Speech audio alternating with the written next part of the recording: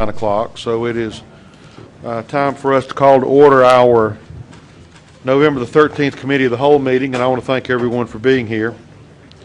The first item of business in order is the adoption of the consent calendar. Is there a motion? Motion to approve. I have a motion to approve. Has been properly made and seconded. Any discussion? Hearing none, all those in favor of the motion as stated, please say aye. Aye. All opposed? And the motion carries. Thank you.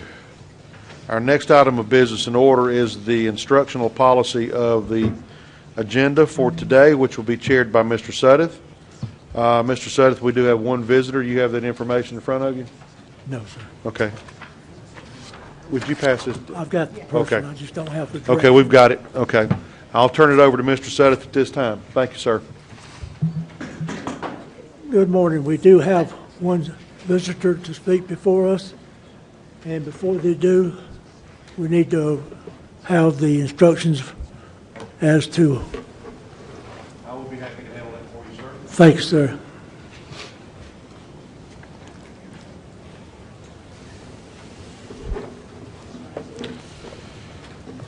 We'd like to welcome the speakers this morning to our board meeting, the Committee of the Whole session. As each speaker's name is called, you will proceed to the podium at Mr. Suddeth's right, which is at the end of the board dais where the microphone and timing system is in place. Each speaker has up to 3 minutes to speak to the board. The light system will be green for the first 2 minutes and will turn yellow when the 1 minute remaining of your time is at that point.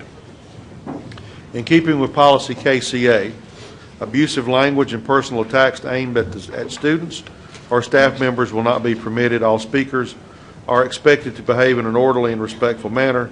The board will not engage in discussion with the speaker or respond to speaker comments. The superintendent will designate a member of our staff to respond to each speaker in an appropriate and timely manner. Thank you, Mr. Chairman.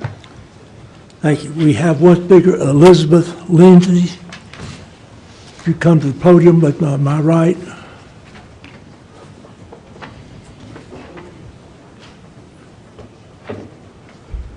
Go ahead and go.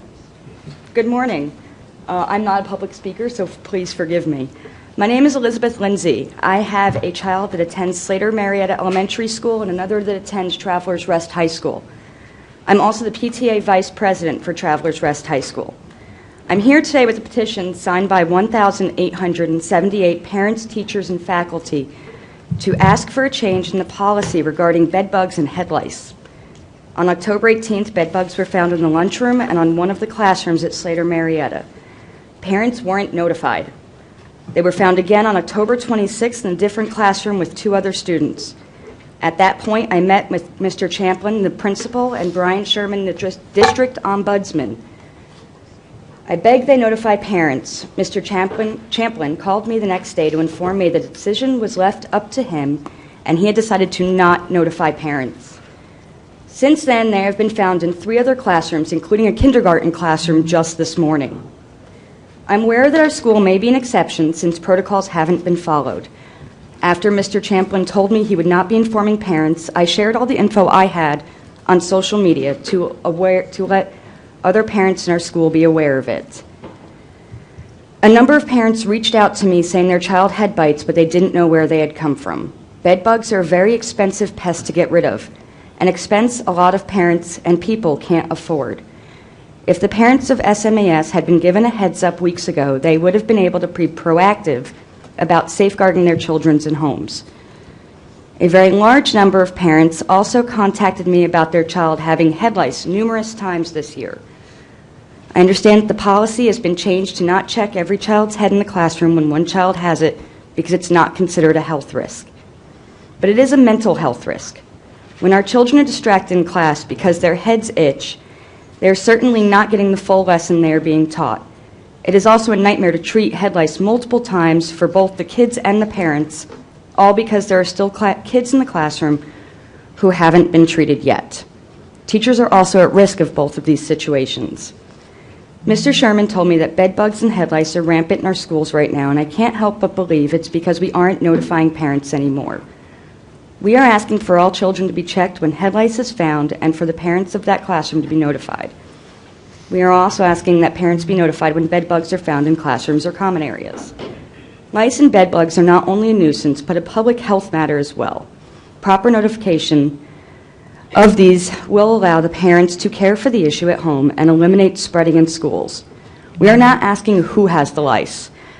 We just want notification that a case of lice or bed bugs is active in our school and instructions on how to care for it. Thank you. Thank you, Ms. Lindsay. All done? Thank you.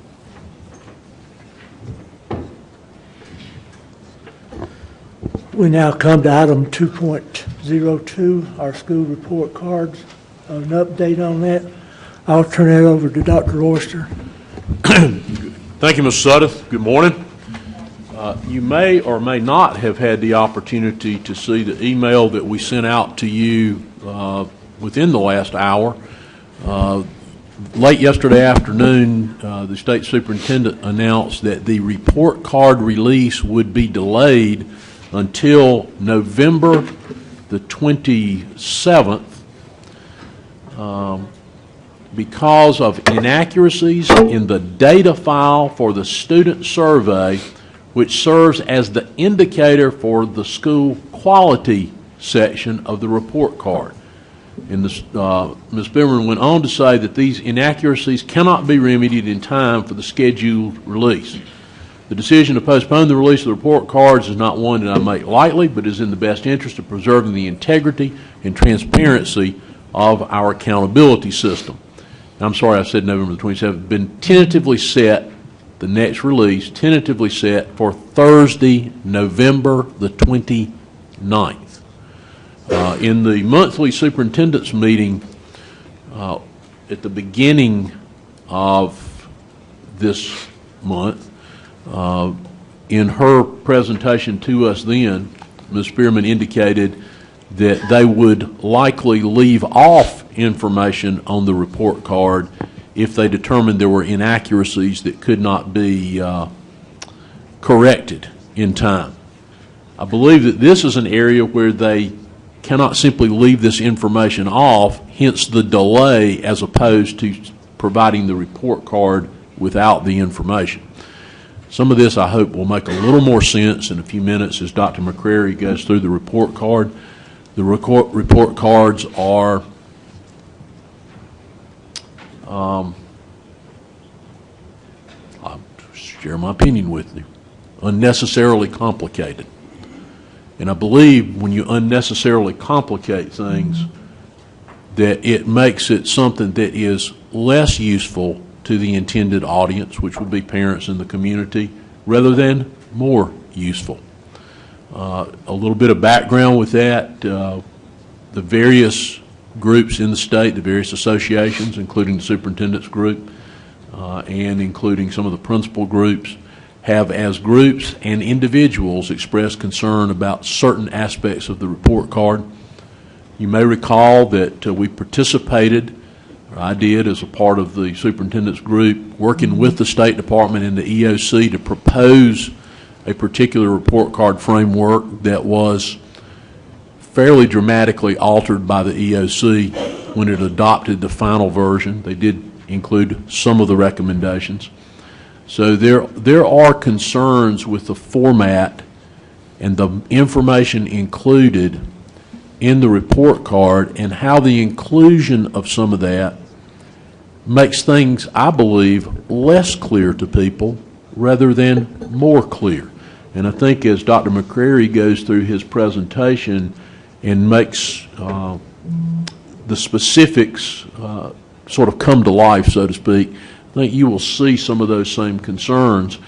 And no matter what data is included in the report card, however much we might agree or disagree with the inclusion of data, it's imperative that it be accurate data.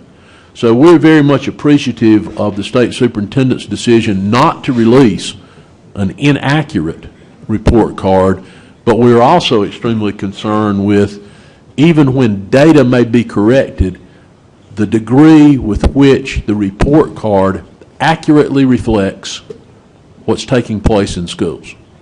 And that concern goes back to the previous report card, and some of you may remember occasions where we had 2 report cards, and one would have a school that had a very high mark on one report card and a very low mark on the other.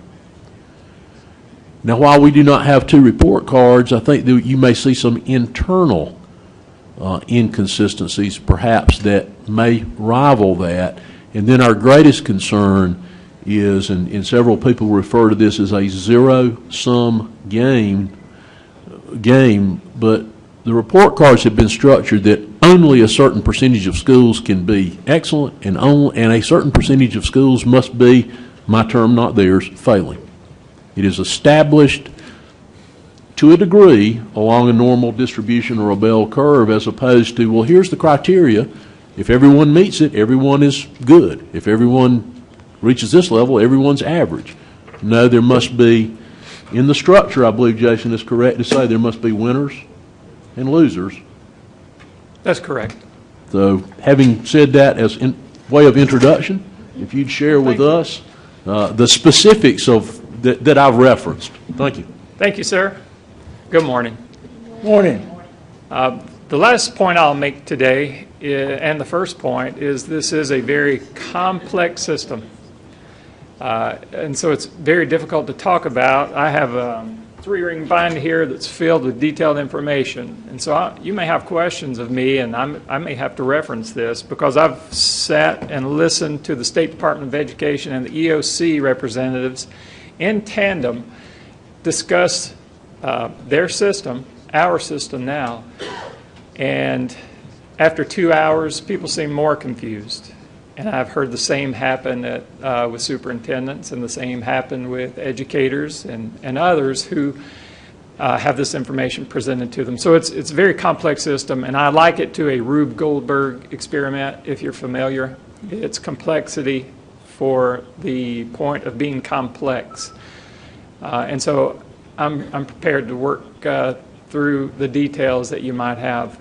I've decided, instead of recreating the wheel, to use the South Carolina Education Oversight Committee presentation that has been presented to multiple audiences, because I want you to see and experience the same thing that our principals, district leaders, and superintendents have experienced. The report cards are different from the past, in some ways very similar, in other ways very different. Both state law and the federal law have been combined now in order to achieve one report card, so a single rating. If you recall, in the past, we had 2 different accountability systems where you could be rated excellent on the state accountability system and poorly on the federal accountability system. One thing of interest is that schools are rated now. No districts have a rating, so only schools. That rating is based on a 0 to 100 point scale, and so it's weighted. Certain indicators or items of accountability are weighted differently, and I'll show you what that means.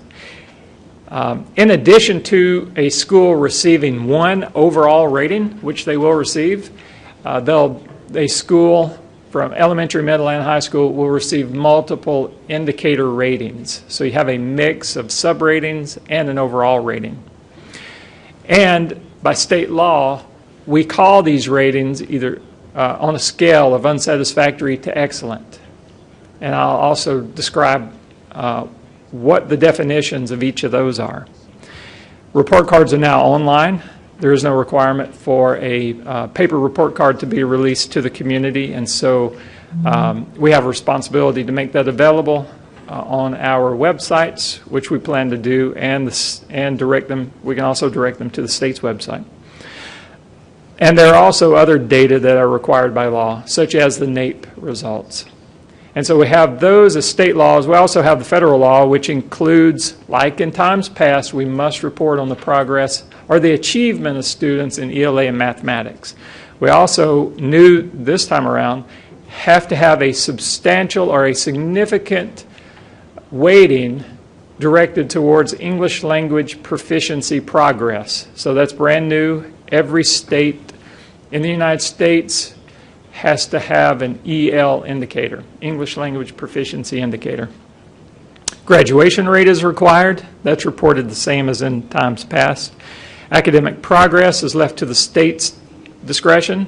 South Carolina decided to use academic progress, and I'll define that later. And we also have an indicator of school quality.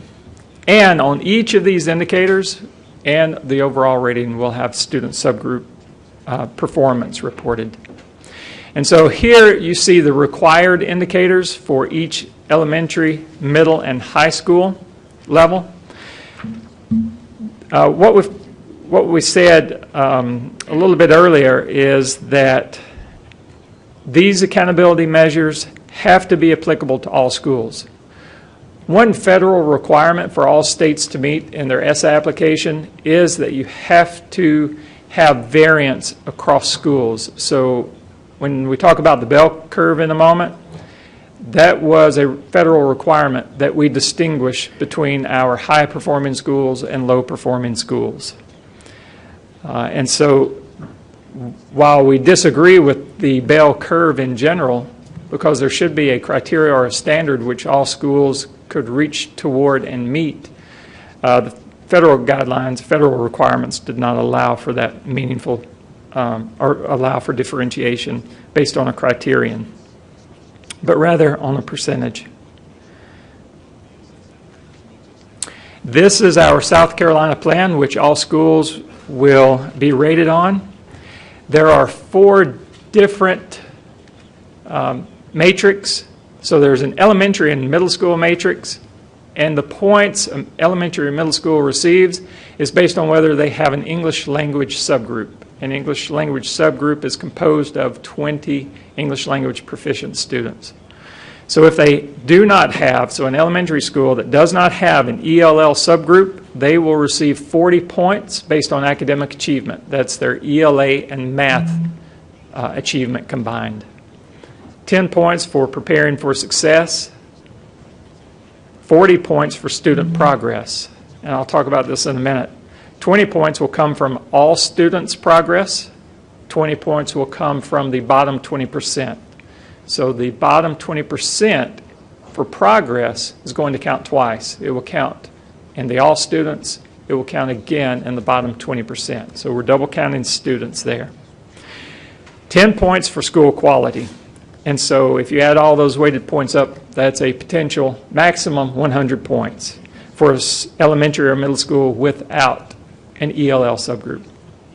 You can see how the points are divided or weighted in the instance where an elementary or middle school has an ELL subgroup. And then you see the point distribution and some of the different indicators for high schools, such as the graduation rate and college career ready. So those 2 indicators count for the high school, but not elementary and middle schools.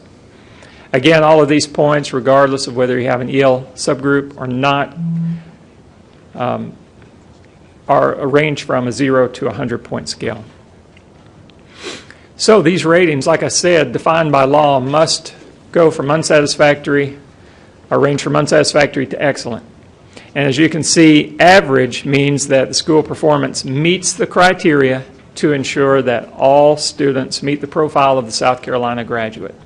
Now, if you refer to the profile of the South Carolina graduate, you'll see some of those indicators or characteristics are not really included in our ESSA plan for South Carolina. But nonetheless, average meets the criteria. Good exceeds, and excellent substantially exceeds. Below average and unsatisfactory are those that considered not meeting the criteria of the profile of a South Carolina graduate. And again, these are ratings for schools, not for students and not for the district. As Dr. Royster described, the bell curve is in effect when you look at the percentage of South Carolina schools and ratings for 2017-18 using 17-18 data. We expect about 15% of all schools in the state to be excellent, and you can see those other percentages, and about 20% to be below average, 10% to be unsatisfactory. And so this is what I was talking about when the feds required differentiation among schools. The Education Oversight Committee used NAEP results, and you can see that in the first column, 2015 NAEP results, to look at the percent proficient and advanced, basic and below basic. and so they somewhat aligned those percentages we saw as a state using NAEP outcomes with the South Carolina weighted percentage index, overall index for ESSA. They also said, EOC also said they used stakeholder feedback, survey feedback, where many parents and business leaders would say that 75 to 80% of students should be proficient in the subject areas in order to be rated an excellent school. This is what the school report card will look like for an elementary school. This is an example report card. I know it's difficult to see, but you can see overall on the top left, a school will have an overall rating. In this case, this is an average school. The points received out of a possible 100 are 45 points. So 45 points equates with average. Academics and school environment are also part of the report card, and you can see those various indicators for elementary schools. For example, the first one there with the teal blue symbol is academic achievement. Under that, you'll see that academic achievement indicator is average, prepared for success. The next one, it's average, and you can read those going along that row. Then under school environment, you see school quality.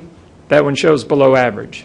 So you can see how a school might have an average overall indicator and then have multiple, either unsatisfactory all the way to excellent for any one of those sub-indicators. 3 additional indicators, classroom environment, student safety, and finance, will be reported but not rated. That's why you don't see a rating classified under those symbols. And I'll show you what will be included in those particular indicators. So to start with the academic achievement indicator, this one impacts all schools. Again, like before, it uses SC Ready and high school end of course grades from Algebra 1, English 1. And it also uses alternative assessments. For example, with SC Ready, if you do not test but should have test, or you receive a does not meet expectation, you receive a score of 0. If you receive exceeds expectation, you'll receive a score of 4. So it goes from a range of 0 to 4. Same with EOC. If you receive an F, you get 0 points.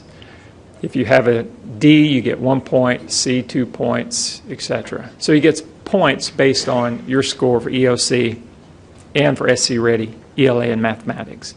And then they just calculate it based upon the percent scoring at each of those levels, sum it, and then create that 40-point index. There are also going to be some indicators reported but not impacting this information, such as a percentage of instructional time when students and teachers are present in the school. Student progress indicator is the next indicator I'll talk about. It's received quite a bit of attention.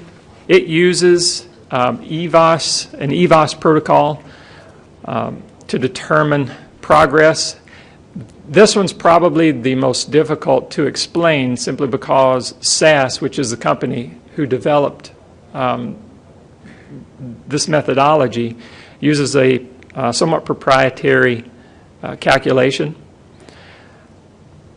But you can think of it, if you think back on your statistics classes, if you know what an NCE is, it's a standardized score. It's a normal curve equivalent score. So they take scores, they transfer them over to a normal curve equivalent, and a normal curve equivalent shows your position within a normed group or within any particular group. And so when we're talking about progress, progress is a fairly relative term. Increasing or decreasing from one year to the next, whether that's a student or a school, it does not mean that there has been an increase or a decrease in knowledge. It doesn't mean that there's an increase or a decrease in academic achievement. It is an increase or a decrease or no change in relative position for one student compared to their peer group of like students. And they're like students based solely on where these students started. So what score did they get at least 2 years prior to the current year? And so taking that example, one student started off does not meet a particular scale score. This group of students started off relatively the same position. They're at a 30 NCE, and over 1 year, this student moves a little bit compared to the norm group. Then if they move outside of one standard error, then that's going to be growth. If they move down outside of that one standard error, then that's going to be a decrease in position. So again, it's not measuring knowledge, it's not measuring academic achievement, it's measuring the position of a student relative to their norm. And so they take every student and every norm group for that particular student, they average all of those up and create a school position. And so then you have a school position, a school NCE compared to like schools within the state. And then that position can move up or down. So that's what student progress is measuring.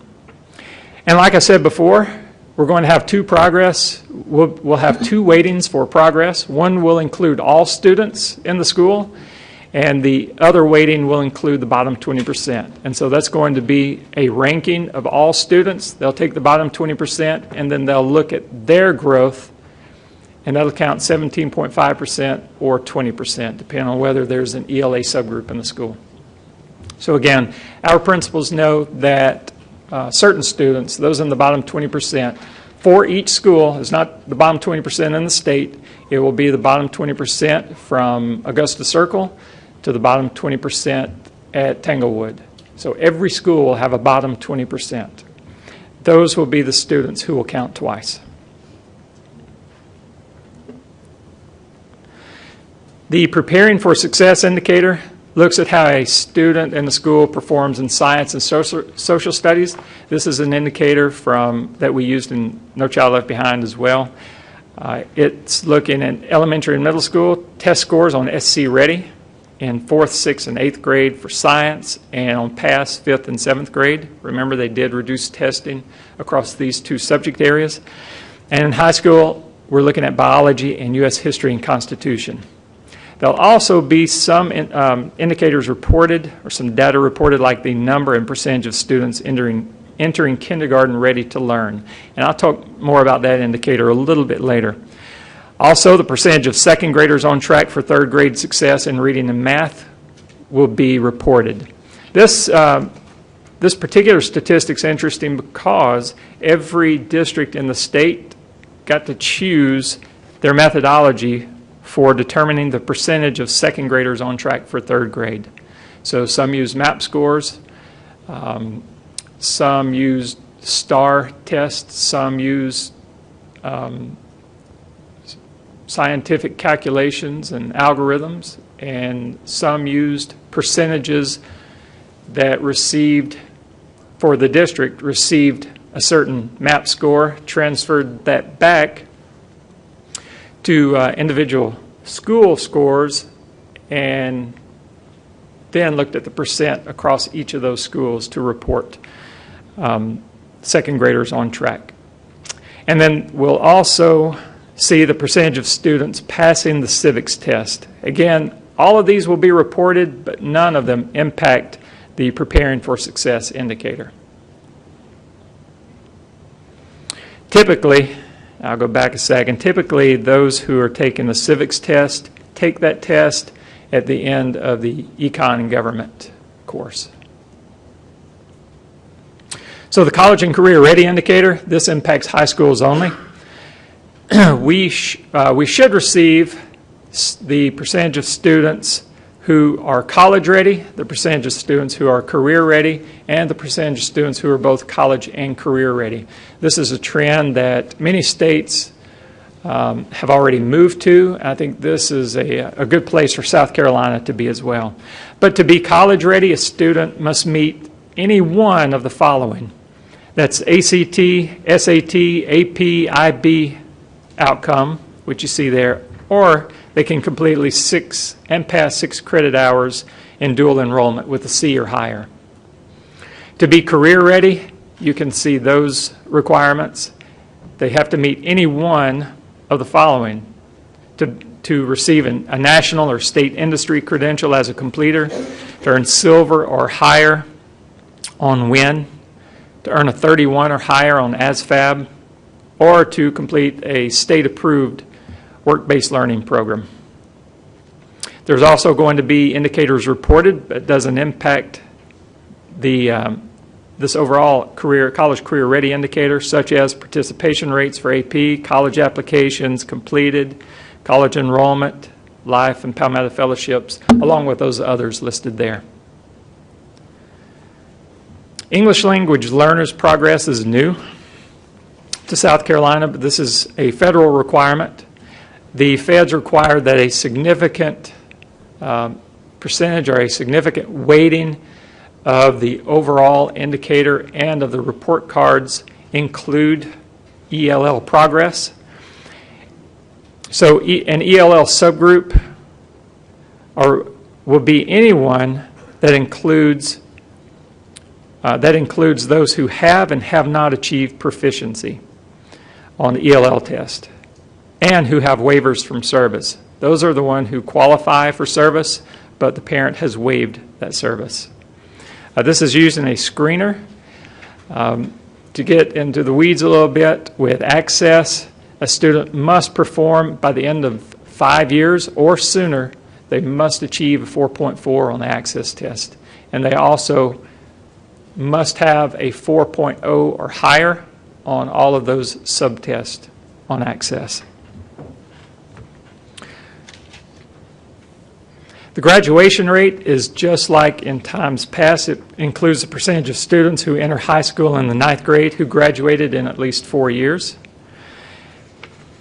Students that receive a 70%, so a 70% graduation rate or lower is deemed automatically unsatisfactory.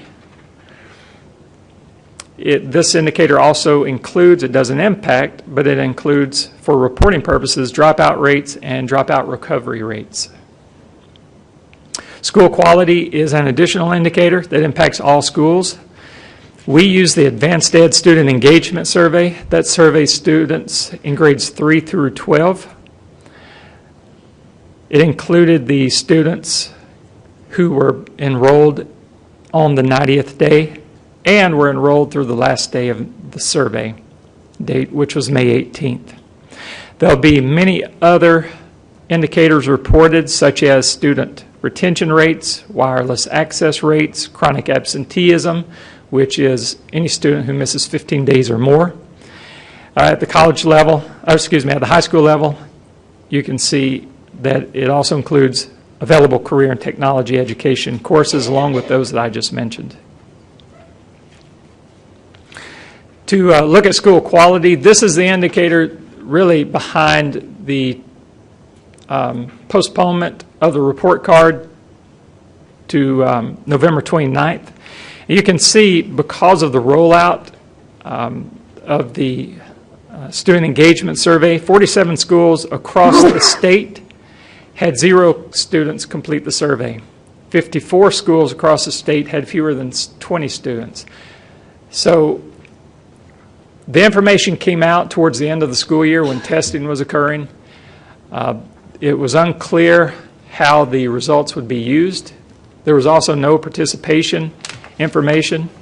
There was no accommodation information for students with disabilities. There was a lack of customer service from the advanced ed side.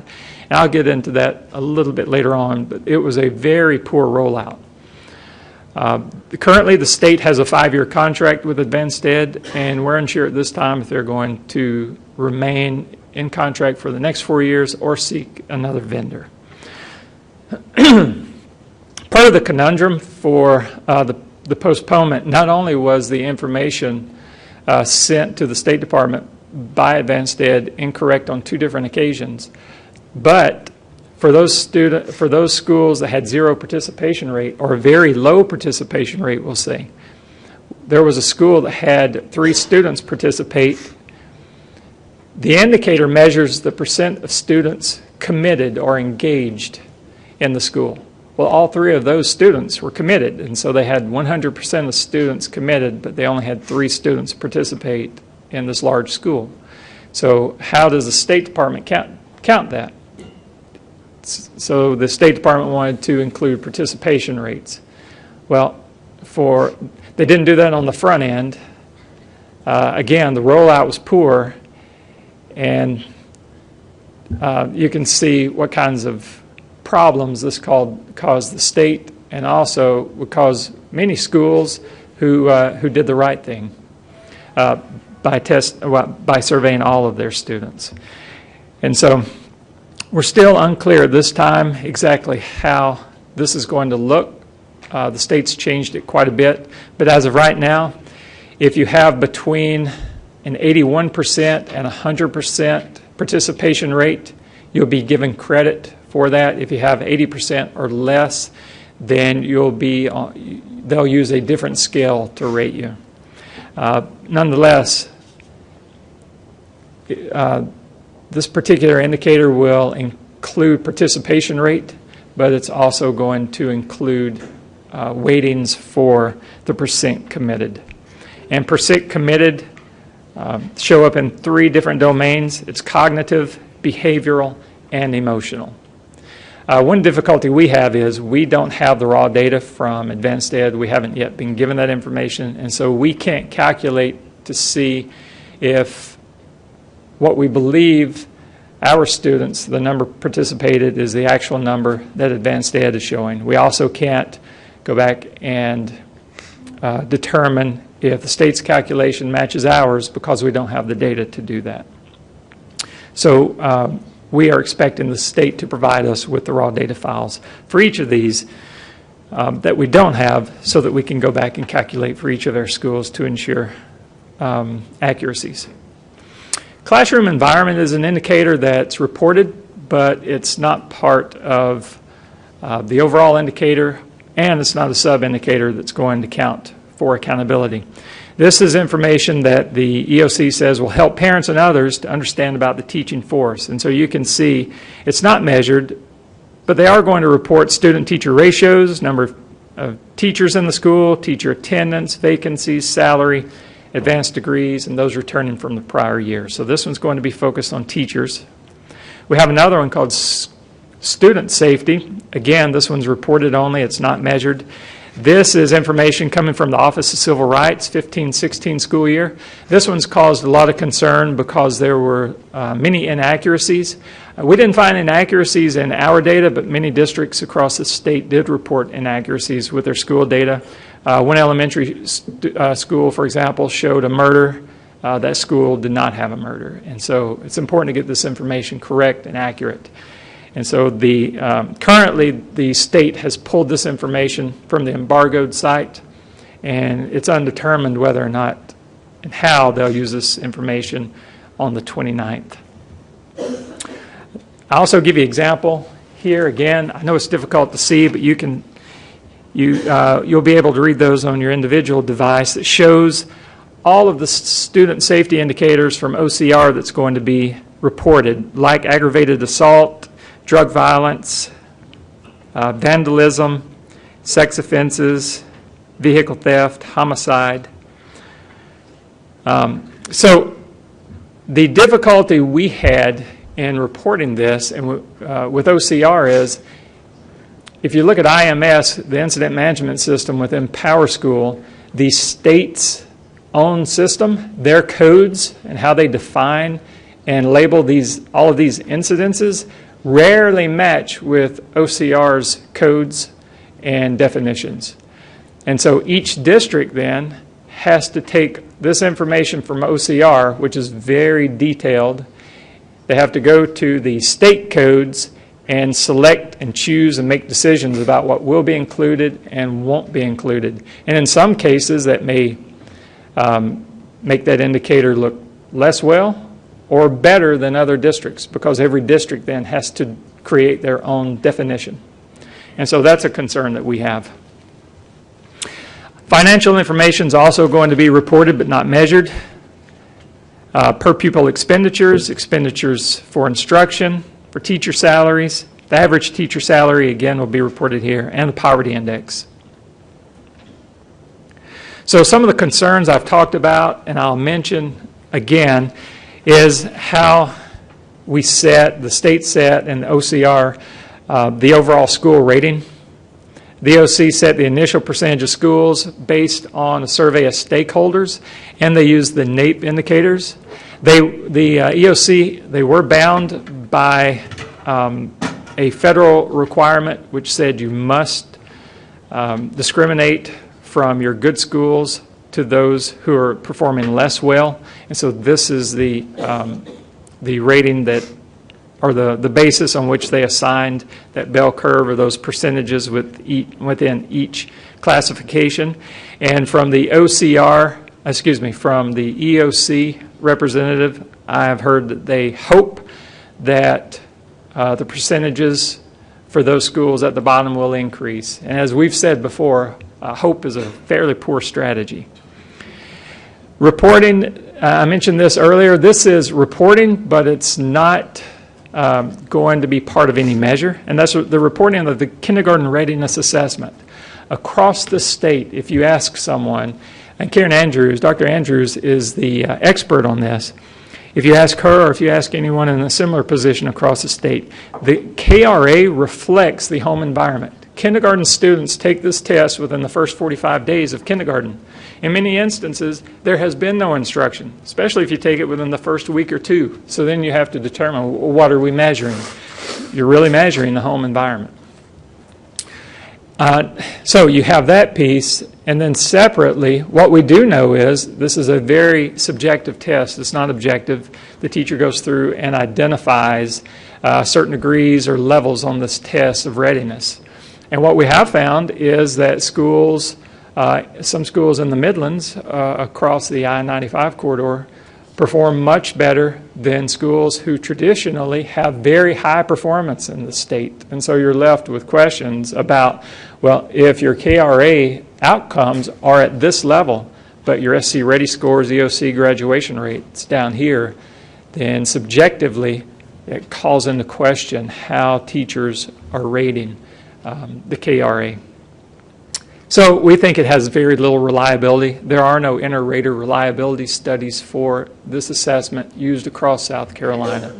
And so it may be a good tool for the teacher and the administrators to use to make some judgment about students' needs within kindergarten and how they can help for that particular school year or within the first semester, what services might be needed. But as an indicator to be reported, I think it's poor. What we've also found is reporting inaccurate teacher certification data. This is for Greenville County Schools, represents our elementary schools. The State Department, for those instances where teacher certification data doesn't match what they're teaching, the State Department has no methodology to go back to the older power school and correct that data. If the State Department also has said that they're currently trying to create an internal file because some of the district's HR files and processes don't match the state files because the systems don't talk well to one another, is also one cause of concern. But they're saying they're trying to go back and correct the missing or the inaccurate information. I've talked to you before about using the Advanced Ed Student Engagement Survey. My recommendation to the State Department and the OCR was to discontinue use this year because of all the problems they had. Problems, again, rolling it out, no accommodations for special education, poor customer service, no expectation or directions or information on proposed participation rate requirements. We had the technology difficulties occurred. Advanced Ed's website for reporting who completed the survey was very poor. In order to receive that information, someone at the school would have to click on every student in order to see if their ticket had been completed or not. And so for a middle school of over 1,000 students, you can see how difficult that task would be, so the reporting was also difficult. We also have concerns which I talked about briefly regarding the reporting of very broad variables or indicators required for accountability or just reporting that are not aligned with educational outcomes. And that includes both the KRA, which I mentioned, and reporting law enforcement charges from OCR, irrespective of whether those charges were dropped or unfounded. Currently, there's no documentation from the State Department that maps what reporting features have a legal requirement versus those that the OCR just wanted to include. And currently, there's a question, because we're using the bell curve and a percentage of schools across the state will be deemed unsatisfactory and below average, and some of those will fall into school and other technical assistance groups like focus schools.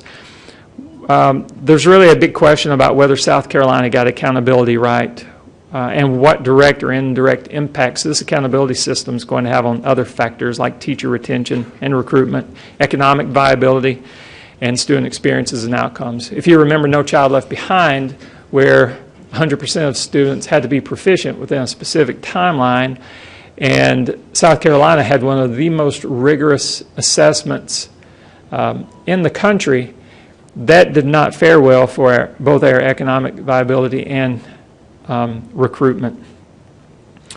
And lastly, and this is what I first explained, this is both a confusing and a overly complex system. It's difficult to explain and it's difficult to understand. However, I think after this presentation, you're probably all experts now and can explain it to your constituents. If not, I welcome any questions that you might have. Thank you, Dr. McCreary. And you are correct. It is complex. Questions? Mr. Meek? Thank you, Mr. Sutton. Dr. McCreary, what are the consequences of all this data that they're collecting and trying to gel together? Do we have any consequences? We do. I can get you specifics on that. And let me move over here.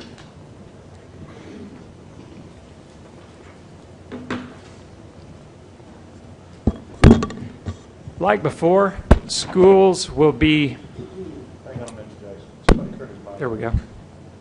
Testing. Oh, it's working. Okay. So schools that are in the unsatisfactory, potentially below average, all schools are going to be ranked. Those in the bottom at the bottom 10% and those at the bottom 5% will be those that have consequences, and they're going to be comprehensive. They're called CSI, Comprehensive School Improvement, and TSI, which is what is it, Kenyatta? CSI. TSI. Comprehensive support intervention. Okay.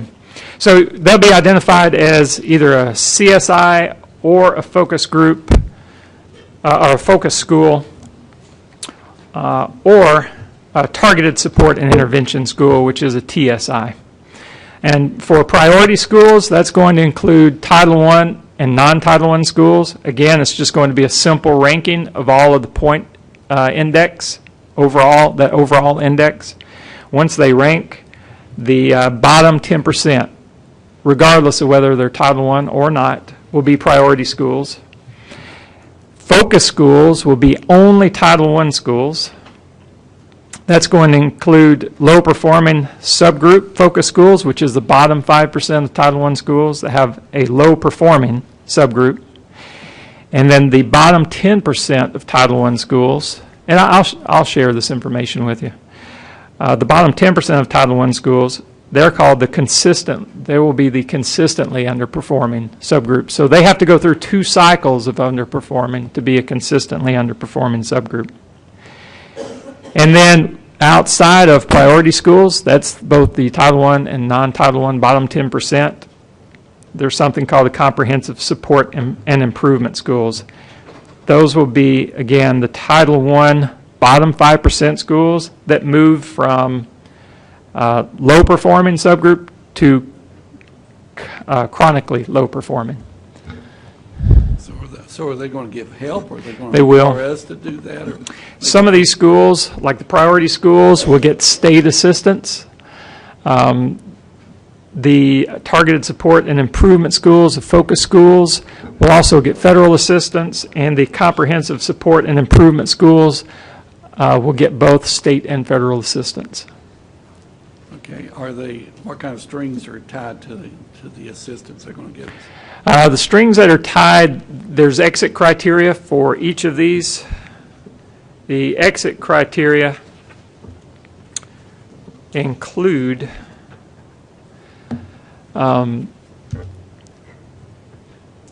depending on the indicator, these are also based on indicators. For example, if any subgroup falls below or falls within the bottom 5% or the bottom 10% of Title I schools, then you're going to be a CSI school or focus school.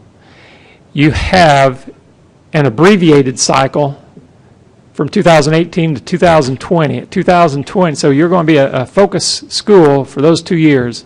At the end of 2020, when you get that report card, they're going to look at your school again. They're going to look at that subgroup, and did that subgroup's performance outperform the top focus group, subgroup. So if you have the bottom 5% and you're here, and 2 years later, whatever that top 5% school is, did your subgroup outperform that top 5%, along with a few caveats? Do they know that's never going to happen? I don't know if they know that. You want me to tell them? Are they not, since Title I schools, we have a lot of minorities in Title I schools, are they not dealing up some discrimination by singling those schools out and with consequences on there? And I still don't know what the end consequence would be. Are they just going to, say, okay, you're unteachable, we're not going to teach you, what's our end game? Well, this is where the No Child Left Behind methodology is the same as the current methodology. These are federal requirements for identifying the bottom percentage of schools not meeting whatever performance. And then there's also that secondary requirement that, again, we discriminate between top performing schools and low performing schools. But what is their end game? Are they wanting to come in if the schools never reach that top or outperform that top 5%? Are they going to come in and take the schools over? It's rare in most cases, because I would say for Greenville County Schools it wouldn't be the case, because they've said they're going to look at they're going to take a look at the board, the superintendent, the capacity of the school district, and the history of that school district. And so those who they believe are providing support, so they're looking at the inputs and the throughputs in addition to the results, those outcomes, in order to make a decision based on your example. So is this the South Carolina State Department of Education or the federal government's Department of Education? That's a good point. The federal government's the one who put in the requirements to both discriminate across the schools, so you have variability across schools in certain those categories, unsatisfactory to exemplary, and they also included identification of the bottom % performing schools. That's coming from the federal government. So we could have individuals from the Federal Department of Education down here telling us how to educate our local students. Well, they wouldn't tell us how to educate. They're not going to be the ones. The federal government wouldn't be the ones to take over. It's going to be based on the state application. So it could get to a point to where, like we've seen over the past couple of years, the state does take over. But in those instances, they looked at a lot of different variables, a lot of different circumstances and context before they made that decision. I would say for Greenville County Schools, I'm not going to say it could not happen, but I think it would be extremely unlikely for a state takeover of a Greenville County school. Okay. During the past 20 years, how many of these proposal changes, or whatever you want to call them, have you seen come through? From the federal government, Federal and state, yeah. since 2001, we've had two. That's No Child Left Behind and ESSA. Thank you. Thank you. I Mr. think Sailors?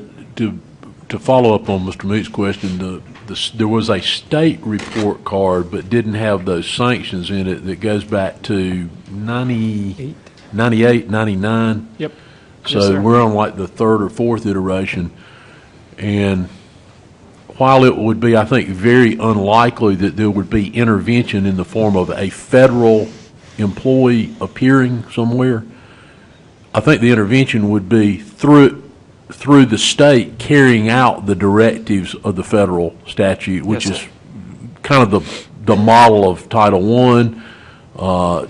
To a little bit lesser degree, it's a model of special ed. It would be very unusual for there to be federal agency intervention at the local level. They do their intervening through that particular office at the State Department of Education. Thank you, Mr. Chairman. Jason, to pick up on one thing that Mr. Meek asked about takeover, there are 3 districts that the state has taken over in recent months, weeks, and the benchmark that they have used in each of those 3 has been different. Right. Essentially, they're making it up as they go.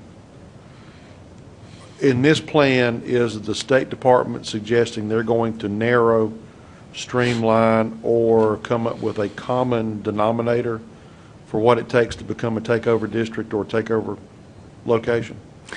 To my knowledge, that criteria has not been written, not been published. It's not been So we're placed still out going to there. throw the spaghetti on the wall and see if it sticks. Now, from what I've heard, I don't know their processes in depth, but they look at multiple variables and the context within each district. Okay. Early in your presentation, you mentioned that districts were given the option to select their own testing component. Now, I may not be completely correct in how I'm revisiting that, but you're saying that each school district has a chance to select their own benchmark, or can you revisit that? Let's see. I know with an indicator that was not measured but reported, which is the OCR data, each district had to define their OCR variables differently. I think he's asking about benchmarking from the second grade. There you go. That's it. And Thank there you. was a flexibility for districts to decide I what see. benchmark they wish to use. I believe that. Yeah, that's Yes. thank you for the clarification. So each district is given the opportunity to establish their own benchmark for that particular area. So if the State Department is allowing each district to select that mechanism, then how can we guarantee that the results are going to be equal? You can't, and that's one of the concerns we have. Well, but still, I'm going back to the thought process. If there was any thinking in this to begin with. Go ahead. So I guess there's pros and cons to that. We can set our own scale, and we did that so that the percentage of students who are ready in second grade Yes, sir. very much aligned to and mirror the percentage of students actually scoring meets or exceeds at the end of third grade. And so you're not going to see a bump one way or the other, for the most part, across all of our schools. Other districts set a very high mark, and so the percent of second grade students in a district, they may only have 20% who are ready by the end of second grade for third grade. But when they move and they look at third grade SC ready outcomes, they're going to see about 50%. And so there's a big gap. It looks like you've had great gains. Other districts set the bar low, so they may find 90%. And I've seen districts have set their bar at 90%. So 90% of second grade students look like they're ready by the end of the second grade for third grade. Then when you look at their SC ready scores from the end of third grade, you've got 25% meets or exceeds. And so the question there is, well, what happened when they're ready at the end of the second grade, and most of them are not meeting expectation at the end of the third grade? So what I did in Greenville was match and align the percentage meeting readiness in third grade or meeting expectation in third grade, and just back that down to second grade. There's various scientific ways to go about doing that. Would it yield the same results? Absolutely. Are we only talking about percentages within schools? Yes. Is there currently any readiness at the end of second grade that we use across the state?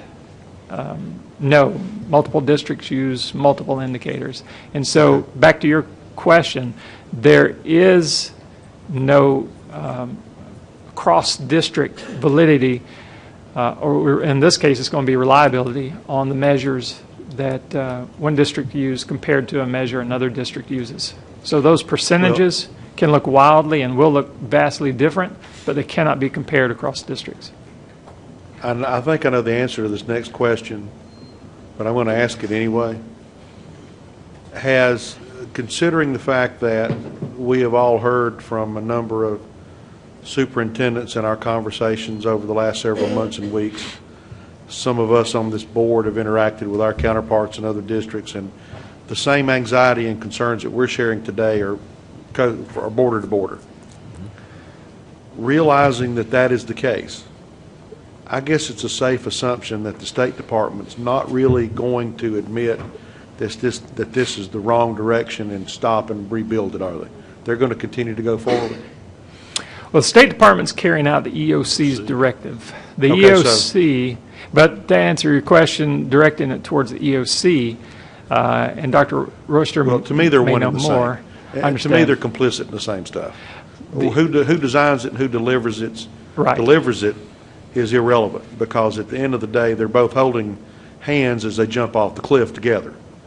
And so my point is, it's pretty evident that the State Department and the EOC are not going to admit that this is not turning out to be the product that they envisioned and try to correct it before it's rolled out. They're determined to roll it out.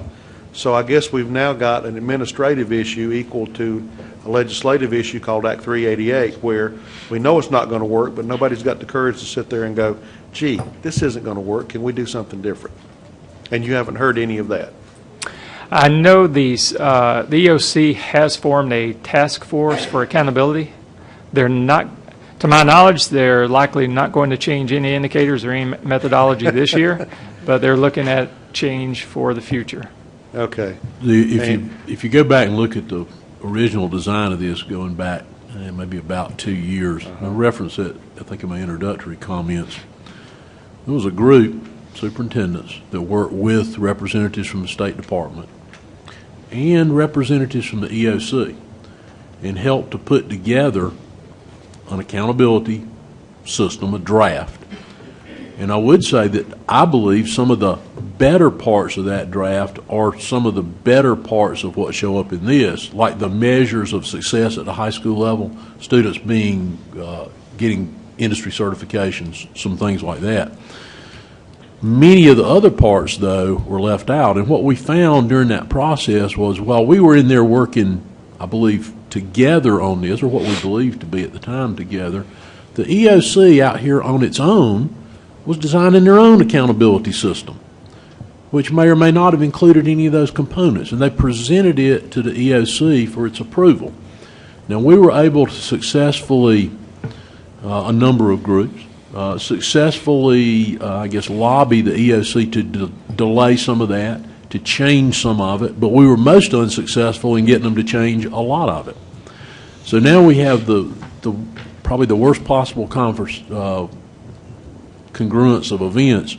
You have a system that we don't think is a good system in many respects, although there are good components. What's good in it's good.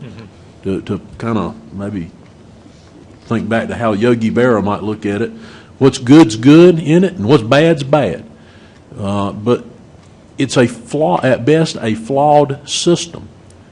And for various reasons that some of which are, I think, laid on or they're laying blame at the feet of the federal government, the EOC seems unwilling to change their structure and their format for the system. Then the State Department has issues with the data not being correct. Some of the data responsibility falls to them, to your point, Mr. Sales. Some of it to do with teacher certification, teachers not being appropriately certified for the course they're teaching. They are, but the data's not right. Other parts of it have to do with the advanced ed data not being accurate, the survey data, where you've got survey components. Then you have all this stuff in here that's reported, but it doesn't go to accountability. So it goes back in my mind to this idea and this concern that I have. You've made the thing so complicated. Who's going to look at it and glean something meaningful from it? So there are things that do count to the grade, there are things that don't count to the grade. And then there's this idea that we've constructed a system where there's going to be some number of winners and some number of losers. So even if no one progresses very much, someone will be labeled as progressing well. By the flip side of that, if everybody progresses, some of them are going to be labeled as not having progressed. I think the analogy that somebody gave to that in a meeting I was in not too long ago was if you compare it to a ladder, and you're looking at growth. And if the state goes up 2 rungs on that ladder, say the state's at this rung in the middle of the ladder and they go up 2, but your school's up here 4 or 5 rungs above the state, and it only goes up 1 rung, didn't meet growth.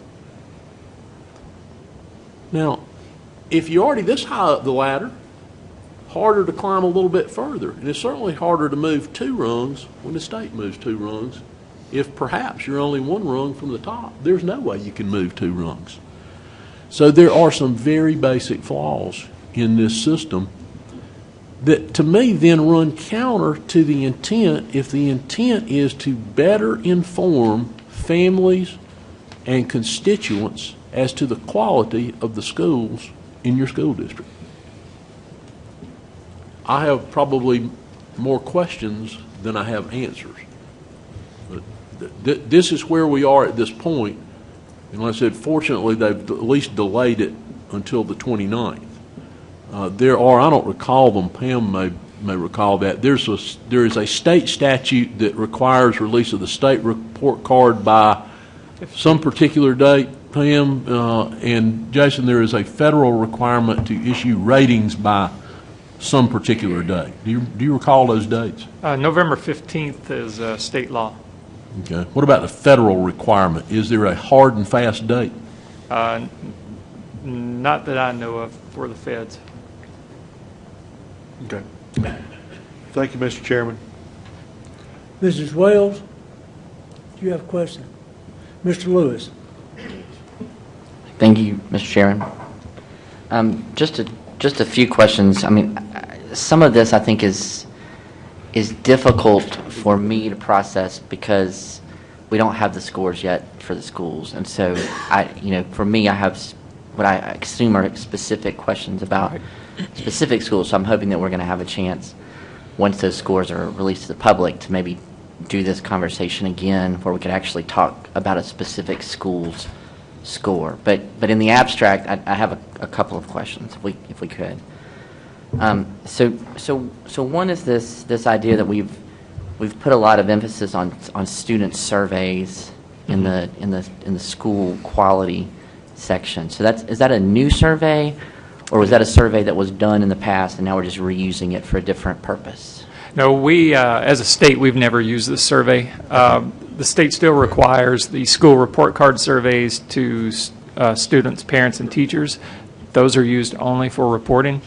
The Advanced Ed survey, I believe that 5-year contract, the RFP was sent out probably sometime in late winter or early spring, and the state implemented it immediately, and immediately was during the end of the school year, when a lot of things were pretty chaotic in schools. When I say chaotic, that means that very busy trying to test.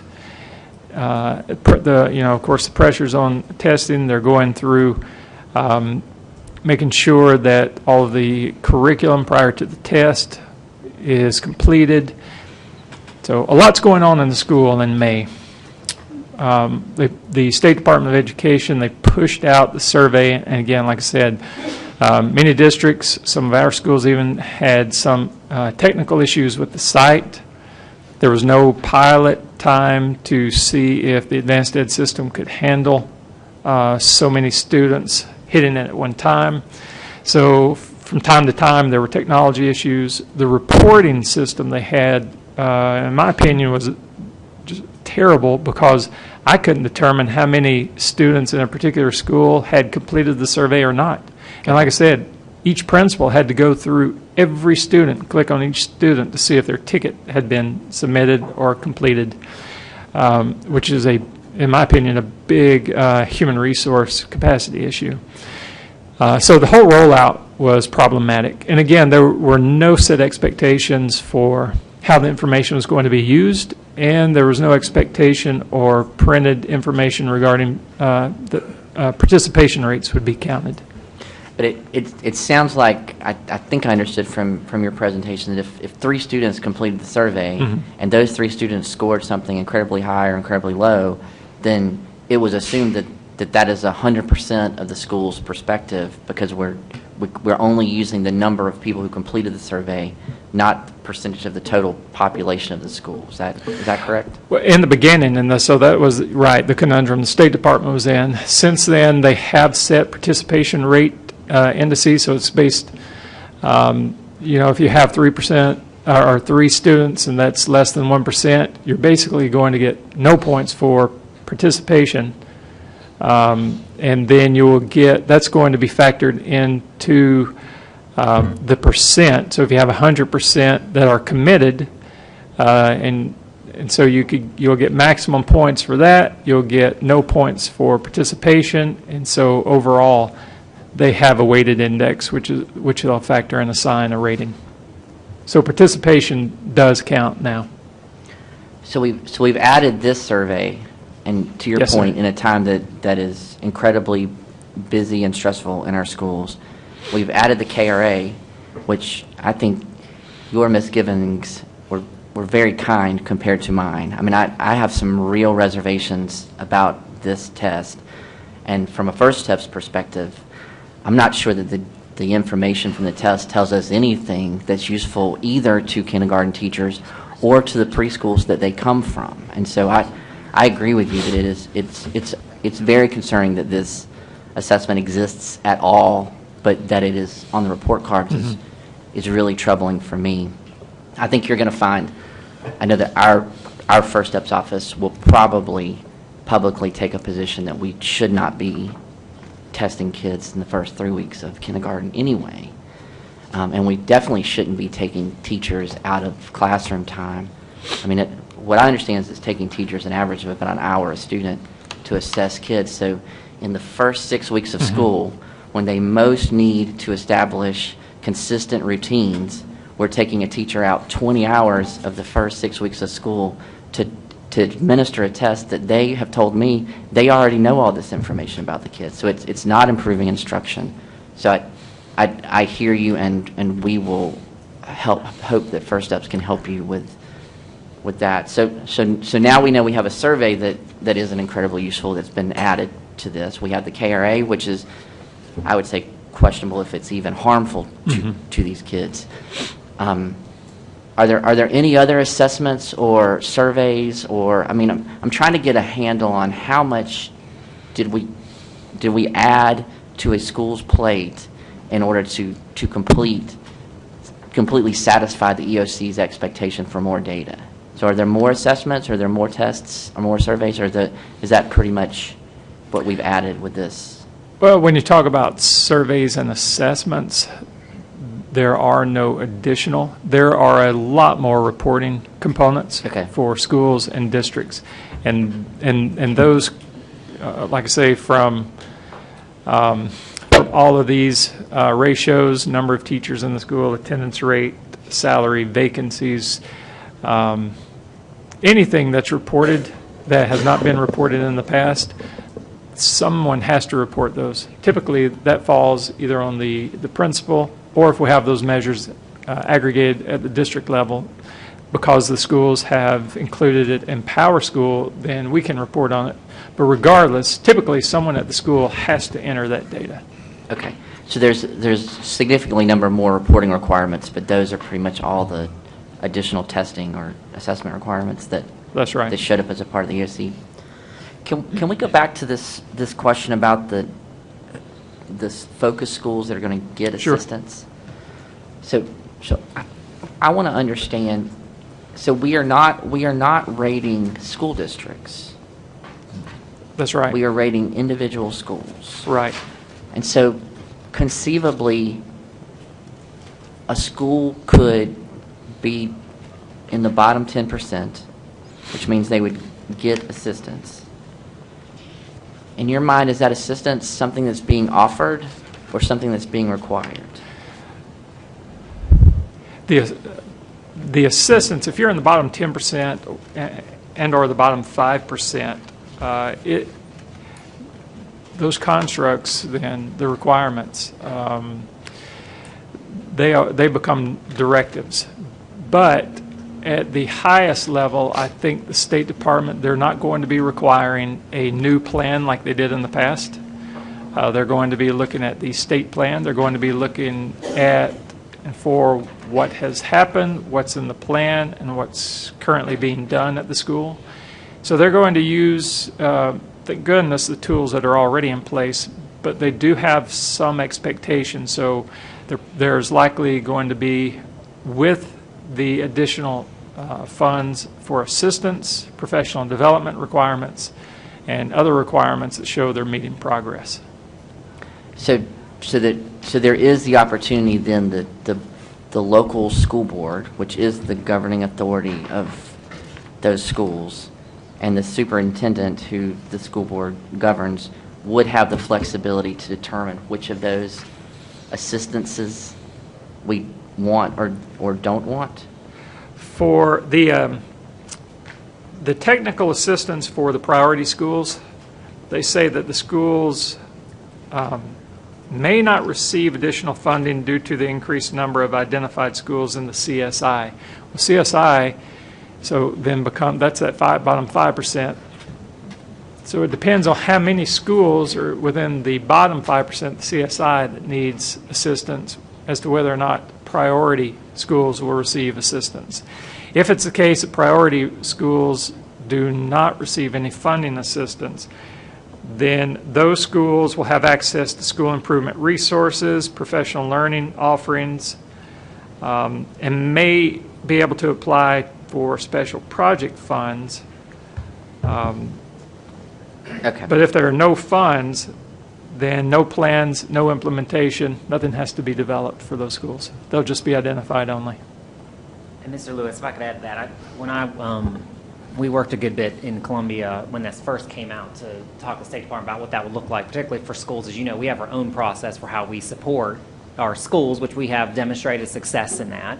And so the state at the time indicated that, to Jason's earlier point, while some resources would be provided, they would hope they would, at the time what they said, administration's changed a little bit since then, but that they would work with us, and if we had a solid plan in place that would accomplish those same goals that they would have, then they would let us have the run of running that process and that program. Okay, so I think back to Mr. Saylor's question. So unlike, say, the takeover districts where the Department of Ed has come in and said, you're not doing this correctly and we're going to do it for you, you see this as more of, we need you to give us a plan for how these things will get better, and we're here to support you. I do. Now, there was a little bit of ambiguousness, that word, about the coaches that they provided. I think they call them school improvement coaches, Jason. Transformation coaches. Transformational coaches. That one was a little more sketchy as far as whether or not we could, we're always looking for additional resources, but not necessarily at the cost of somebody coming in and telling us how to do something. And so that was a little bit more ambiguous about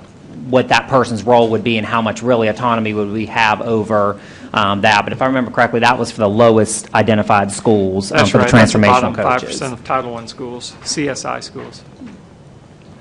Okay. Thank you. Thank you, Mr. Lewis. Ms. Goodman Caldwell? Thank you, Mr. Chairman. Jason, how does this state accountability measure differ from No Child Left Behind? Because I'm seeing a lot of the same things that, it was some things we liked about No Child Left Behind and Right. some things that were good. So how does this differ? Because it seems like some of the things that they're putting in place are some of the things that they had in No Child Left Behind that we Right. didn't like. Some things are the same. The indicator for achievements, the same. They're looking at ELA and math. That's a requirement from the federal government. Some things that are different is there's no district rating, district indicators, or report card. There's the addition of college and career readiness, which I think's good for our schools, good for our community. There's the addition of multiple other indicators like school quality, which uses the engagement survey. With Prepared for Success, that's a look at social studies and science. That was part of No Child Left Behind. So the flavor, they didn't go away from looking at academic indicators. Progress is new. That's that positional state that I talked about using EVA scores. That's new for our accountability system, and all of those other reported factors like those that come from OCR. So there's a lot of new information. Our old system was steeped in academic achievement and graduation rates. This one has a lot of other indicators that were not found with No Child Left Behind. Why did they decide to put in those other indicators if it has nothing to do with the accountability? Why did they decide to do that, put that on the report card? For example, like the indicator of school quality. Yeah. Well, I really don't know. They could choose to include school quality. That's the survey, engagement survey for students, or not. That was a state decision whether or not to include that. I think, at least the reason I heard was because that was one indicator that potentially schools could increase the percent of students committed or engaged in the school to show gains and potentially get the maximum 10 points. Otherwise, that 10 points would be associated with one of the other indicators. Now, the part on school safety, Yes, ma'am. why are they using 15-16 data and this is 18-19? Yes, ma'am, that's a good question. Typically, there's always a lag with OCR data that's reported. For example, this coming year, we will report, and it's getting to be almost an annual occurrence for OCR data. It's a huge lift for districts. We do that in-house so that schools don't have to do it. So my team completes the OCR information for every school, and it's huge. It takes months to get that done. So the reason they're using it is because it takes us months, and so this year we'll report on the 17-18 data, and then the feds will have to manipulate, churn through that information, and by the time it's posted to the website, there's a lag time of about 2 years. Well, why report it? I mean, we're putting that on the report card this year for 15-16, and it's 18-19, and some things have changed with school safety, and it's still making it look like that these things are happening today. Did they take that into consideration? I mean, Not that I'm aware I'm of. trying to understand why we have 15-16 data on school report card for this year. That's a concern. Also a concern outside of that, but along the lines of OCR reporting, is that every district assigns or defines what aggravated assault is differently, because the state system does not have a code for aggravated assault that matches OCR's definition of aggravated assault. Well, one answer to your question, Ms. Gould-Call, because we asked this same question that you asked, we asked it of the EOC. The EOC's response was, ESSA requires reporting school safety data submitted by the district to the U.S. Department of Education. So that was basically their short response to it. And they go on to say, and you're directed to use the most recent data, which was 15-16 data.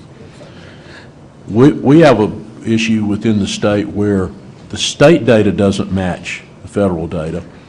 And then in those districts who have multiple law enforcement entities, different law enforcement entities report offenses in a different way. Right. We have that actually occur within Greenville, even though we have a very good relationship with all 7 of the agencies that serve our schools. Because of the setup of their systems, they may call an offense one thing in one agency and categorize it a different way in another agency when they report to the state. In fact, several years ago, somebody wrote an article about inconsistency among reporting of offenses by schools. Well, the inconsistency lie within the reporting system, not just from the school, because there's ambiguity in the State Department of Education's reporting system. Then there is discrepancy between and among law enforcement agencies in their reporting. So we have now the marriage of all these inconsistent systems that result in placing some evaluation on a report card as to the safety of the school, to your point, 2 years ago. Right. Or almost 3. 3 years ago. 2.5, almost 3 years ago. So they're putting a lot of not useful information on the state report card, because if I was a parent and looking at the state report card, and I'm not looking at the score of the school, I'm going down and I'm looking at the safety. If they've had all of these expulsions for different things, I'm going to look at that. And so is this really useful information that they should put on a state report card? To answer that, for our elementary schools, one of the definitions, one of the codes used for aggravated assault is bite, pinch, spit. And so you'll see that included as an aggravated. 4 and 5. That's aggravated assault. Right. The short answer to your original question was is no. The short answer to your question, no, it's not. No, that's that. Okay. Whatever happened, Bert? Whatever happened to the? I mean, we signed. What was that we signed about disbanding the EOC? Whatever happened to that? I believe y'all are all still on board with that. Yeah, but what? And certainly with both the recommendation and the support of the administration. It is just not. You see all the complexity of this. So now we have an added complexity in South Carolina. We have the federal government who have decreed through ESSA that you have some system of reporting. Ours far exceeds the minimal reporting requirements. Our states does. But we're further complicated by we have both the State Department of Education, the State Board of Education, and the State Superintendent, and we have the Education Oversight Committee. Although the State Superintendent is charged in the Constitution as being the Chief Education Officer for the state, she, or the person in that office, doesn't make this decision. The State Board of Education, which is appointed by the legislature, representative of all the judicial circuits in the state, so an equitable representation of the population doesn't make this decision. The decision is made by the EOC. And that's a concern we have. To me, it just makes a further unnecessary complexity and complication by putting yet another state body in there that schools and school districts have to answer to, as opposed to simply utilizing the structure we have, which is the state board. Now, if it's not appropriately constituted to meet the requirements of the needs of the legislature, then we would advocate that certainly the legislature somehow change around the state Right. board, but let's don't have to answer to two different bodies or two different entities. Jason, Yes, why, ma'am. why is the bottom 20% counted twice? Didn't I hear you say the bottom 20% is Yes, counted ma'am. twice? Why?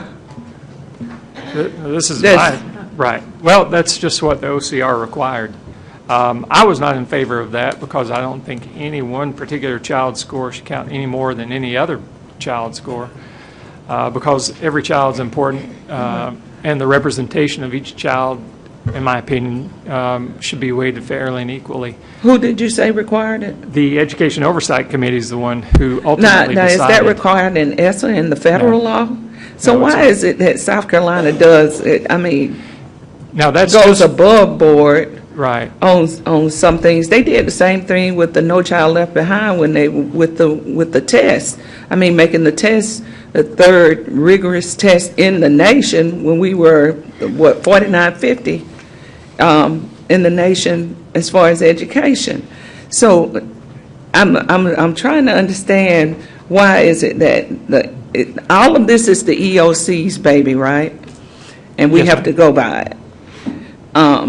Why do they not go by what the feds determined that we have to go by? Well, I will say this time around, the federal government, through ESSA, allowed, as I think they should, states to determine their own accountability systems within some parameters or guardrails.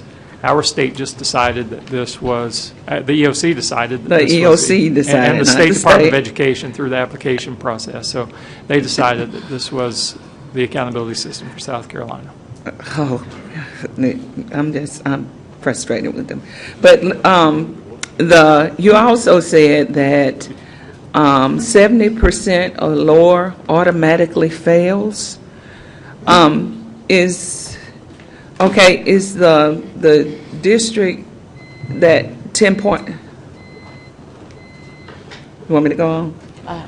Pardon the interruption, we've run out of time. Without objection, I will extend for 30 minutes. Continue, ma'am. The 10-point scale, is that just district or is that state? No. That the 10-point grading scale, is that just our district or that's the state? When we went to the 10-point grading scale, you know. Oh, I see. Is that state? Yeah, the state Okay. uniform grading scale. Now they've got it at 70% or lower. 70% on the 10-point scale is a C. Yes. Let me- So how is that automatically failing? Yeah, let me- I'm trying to wrap my brain around. Okay, yeah, let me clarify the 70%.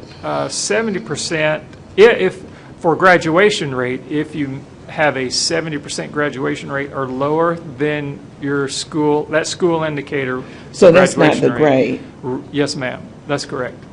Will be unsatisfactory, automatically unsatisfactory. For the academic indicators, what you're talking about for science, social studies, math, and ELA, you will get 0 points if you fail. So if you get an F, or if you should have taken the test but didn't, or for SC Ready if it does not meet expectation. Everything else is weighted on the point system. So if you're approaching expectation, you get 1 point. If your meets expectation, 2 points, exceeds 4 points. So you get more points as more students go into the top bracket. So that's what the EOC has said is failing, is the 70%. For graduation For rate. Yes, For ma'am. graduation rate. Oh, okay. Bert, I had asked you, I guess when I got back from that conference, about the report that has to be submitted for ESSA in June. I'm trying to remember what it You was were asking about. me, if I recall correctly, Ms. Goodwin-Caldwell, you were asking me about the new financial reporting requirement to show that there is equity of funding across schools without regard to Title I status. And so far, we have not been given, where's Jeff? Not this Jeff. To my knowledge, we have not yet been given the state's proposed structure for that reporting unless you all got it through SCASBO last week, have we? We are part of the team that's developing it, and final form has not been decided. It has to be reported on every school, correct? Yes. In Yes. every district? Mm-hmm. Okay. That's all I have right now. Thank you, Ms. Thank you, Goodwin-Caldwell. Jason. Mrs. Grayson? Thank you, Mr. Chairman. Guys, this whole hour and a half is just blowing my mind because I just got back from Finland where they don't even have a word for accountability in their language. And they don't test kids until they're in high school. And they don't start school until they're 7. And the teachers have the autonomy to do what they want to do in the classroom. So my question is about this. Can we go back to the bell curve slide? Yes, ma'am. Just for a minute. So at one point, the discussion was that that was going to be temporary, these arbitrary brackets were going to be temporary, and that after the first year, they would go away. Is that still in the works, or are they still determined to set the, for example, 15% excellent? Is that going to move, or is that going to stay stable? And if it's based on, to Ms. Goodwin-Caldwell's point, 2015 data, you know, how closely are NAEP scores correlated to the bell curve? And is it going to be permanent, or is it going to move? In other words, based on these growth indicators, can everybody move out of 10%, bottom 10% the first year? Or are they going to recalibrate it and continue to make somebody in the bottom 10 from now on? Yes. They're So- going to recalibrate it, but is it a 3 or a 5-year interval, Jason? Except for school quality, everything's on a 3-year cycle. So it's a multifaceted question. These are set for the next 5 years. So the cut scores that they use are set. Is it possible for a school that's unsatisfactory to move below average or average? Yes. Based on the points that they receive, growth, college career readiness, those kinds of things, it is possible for them to move out. Will that happen? We don't yet know. The other side of that, so that speaks to that bell curve and the overall rating. The second part of your question is one that Mr. Meek and others have talked about is, so what's the consequences? At the end of the day, all of the schools will be ranked on their overall indicator. So they'll be ranked from top school to bottom in the state. There is a set. Every year there will be that bottom 10% and the bottom 5%. So the bottom 10% priority schools and CSI, and the bottom 5% for focus schools. So that's Regardless set. of whether or not their NAEP scores improve. Right, and NAEP is a normative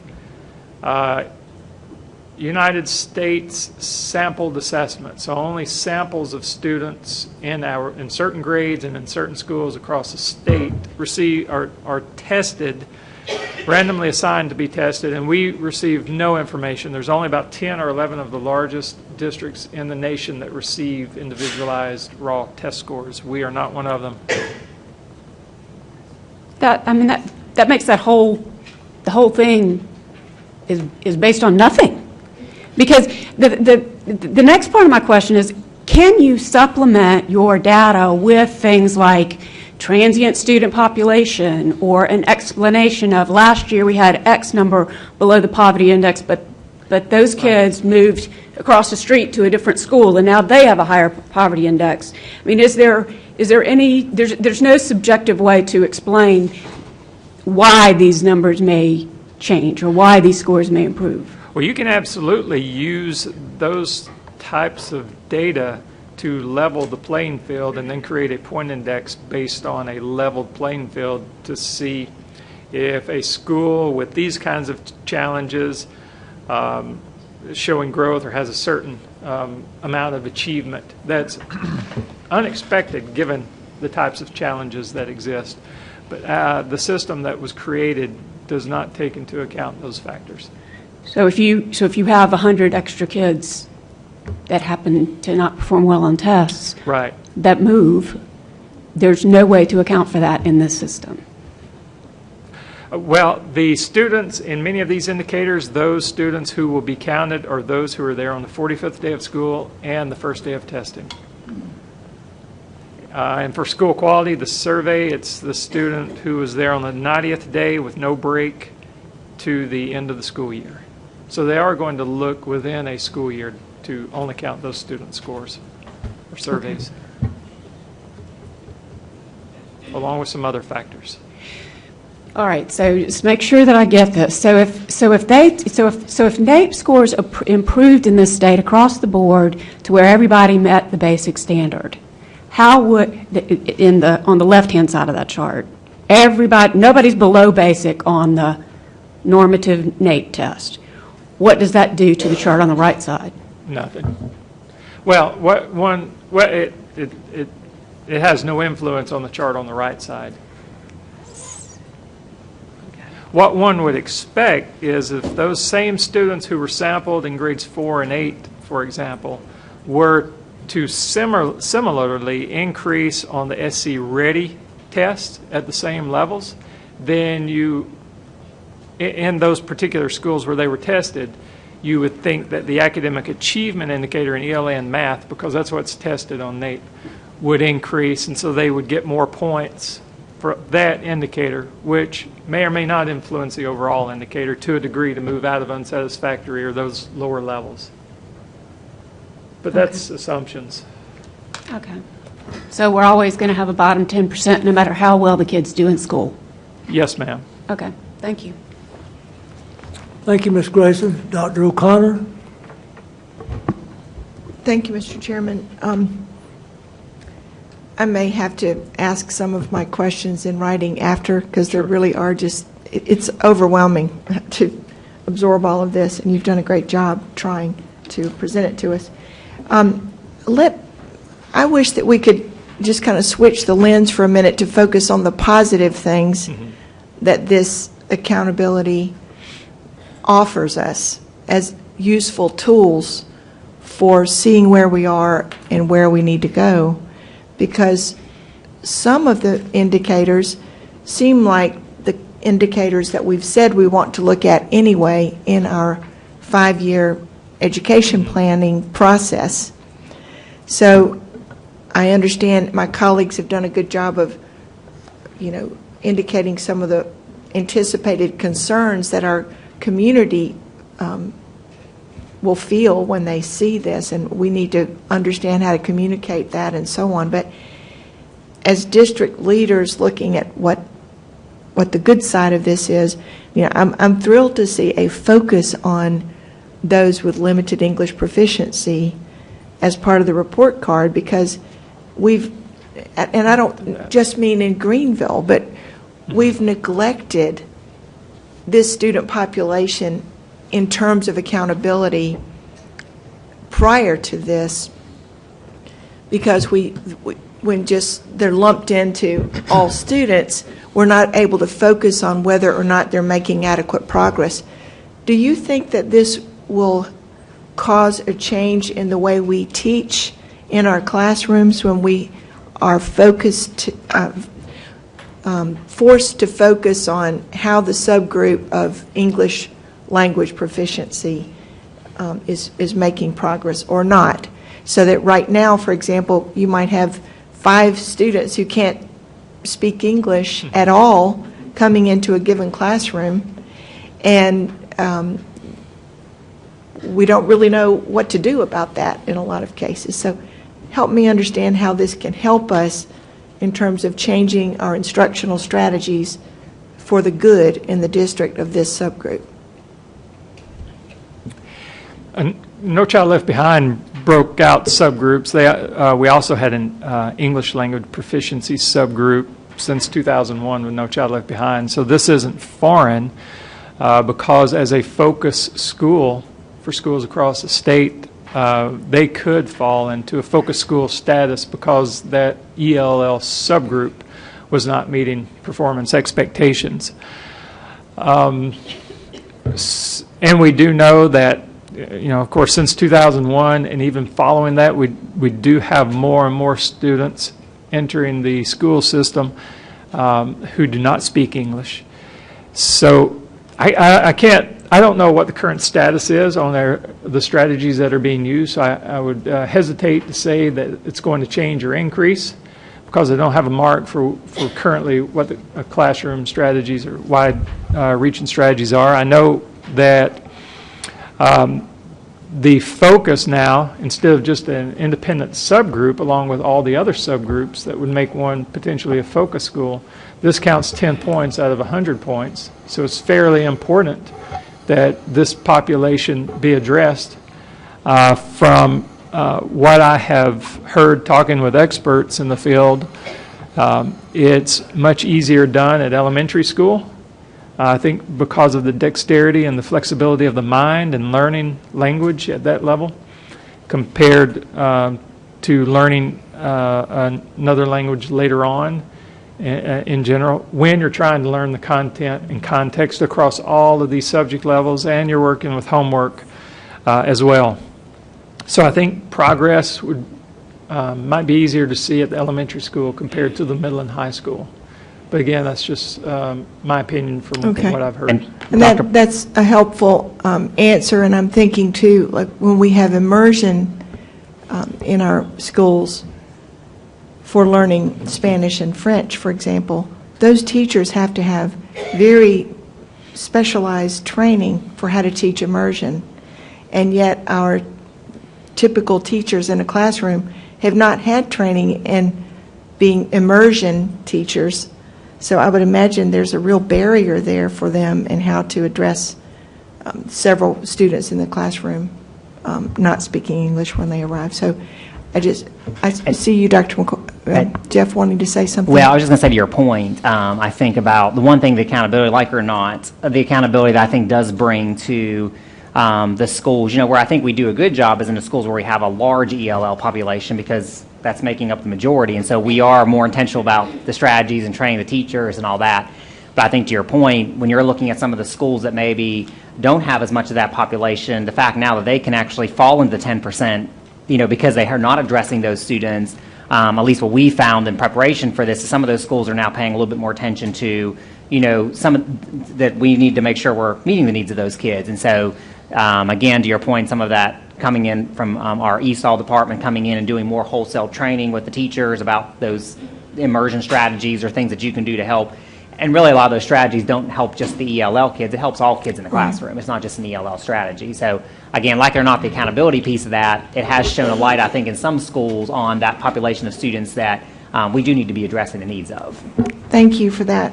And that's kind of what I see in here is like, let's figure out the helpful parts and really promote those, and then figure out the parts that are problematic and try to let people know. Another area, counting the bottom 20%, is it bottom 10% or 20% twice? 20%. Sorry? 20.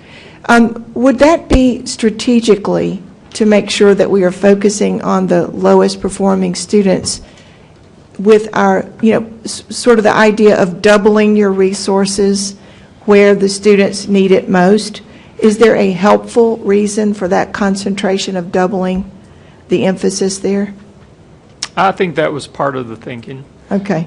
In developing. So maybe there'll be twice. an effect, in a way, across the state, you could imagine, where those lowest performing students who are kind of just dragging behind, if the state is forcing people to say, well, you're going to get counted doubly for those students who are not moving off the bottom at all.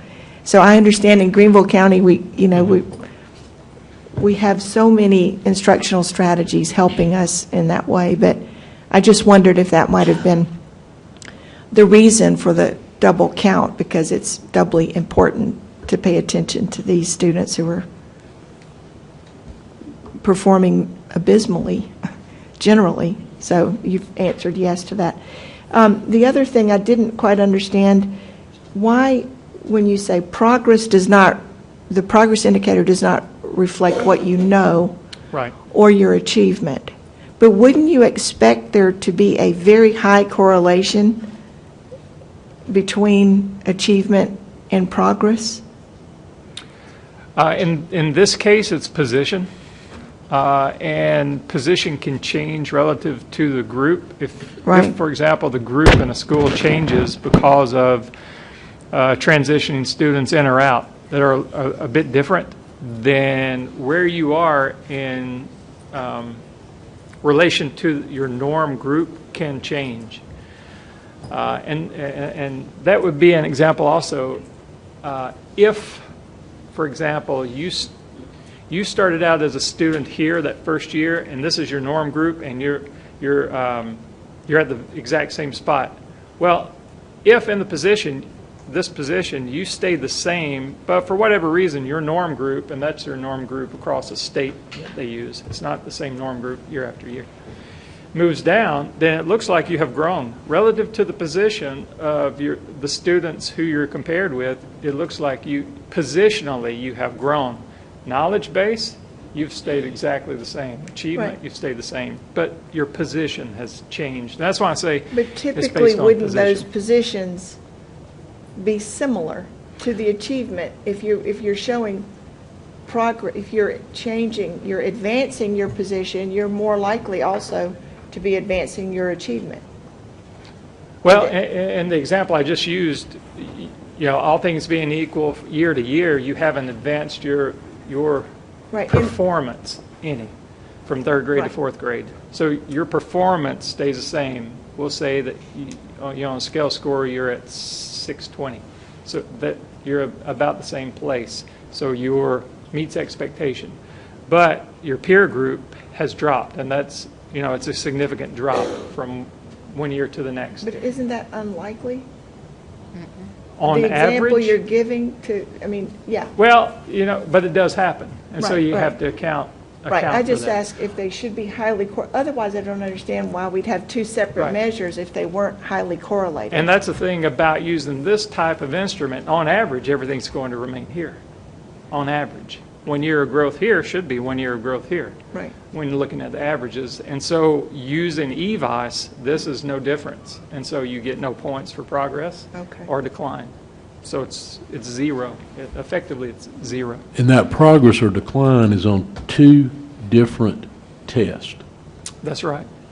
So we always have to remember that. It might both be a math test, but it is a math test, for example, if you look at third grade going to fourth grade, it's a test on the third grade standards versus a test on the fourth grade standards, which are not necessarily related, nor is the test itself, the fourth grade test, directly correlated to the third grade test.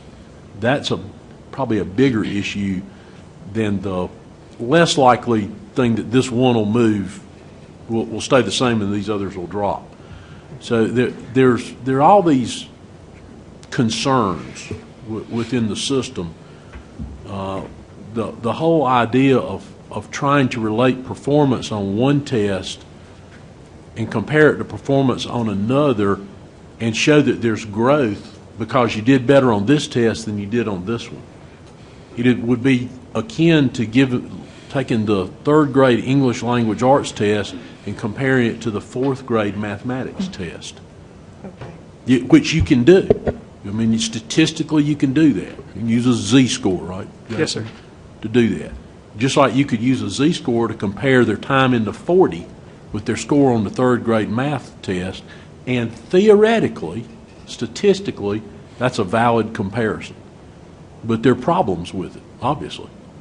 And so there are problems even within the same subject area tested because, again, our tests are not aligned. As I think one would normally assume, if I would think, and kind of just somebody looking at that with common sense, they'd think, well, a math test, The one you take in the fourth grade, it must build on the one in the third grade, which must then build for the one in the fifth grade towards the one in the sixth grade, but it really doesn't.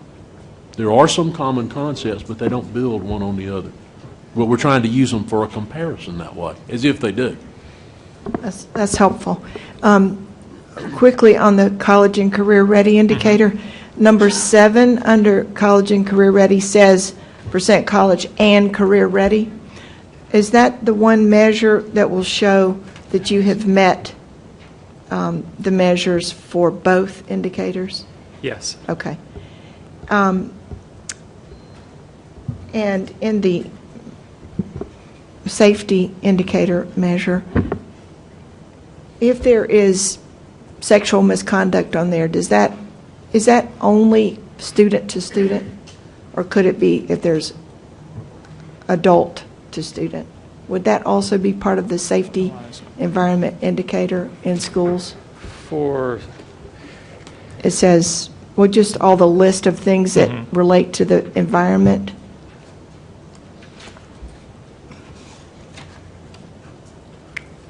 Sex offenses, is that, I think, the category? So with sex offenses, the OCR uses 2 indicators. One is rape, which is not reported. We have no rape indicator in the state system, Power School, for example. And so in Power School, we call it forced sex offense, which includes any sexual act directed against another person forcibly and or against that person's will, which could be forcible rape, forcible sodomy, sexual assault with an object, etc.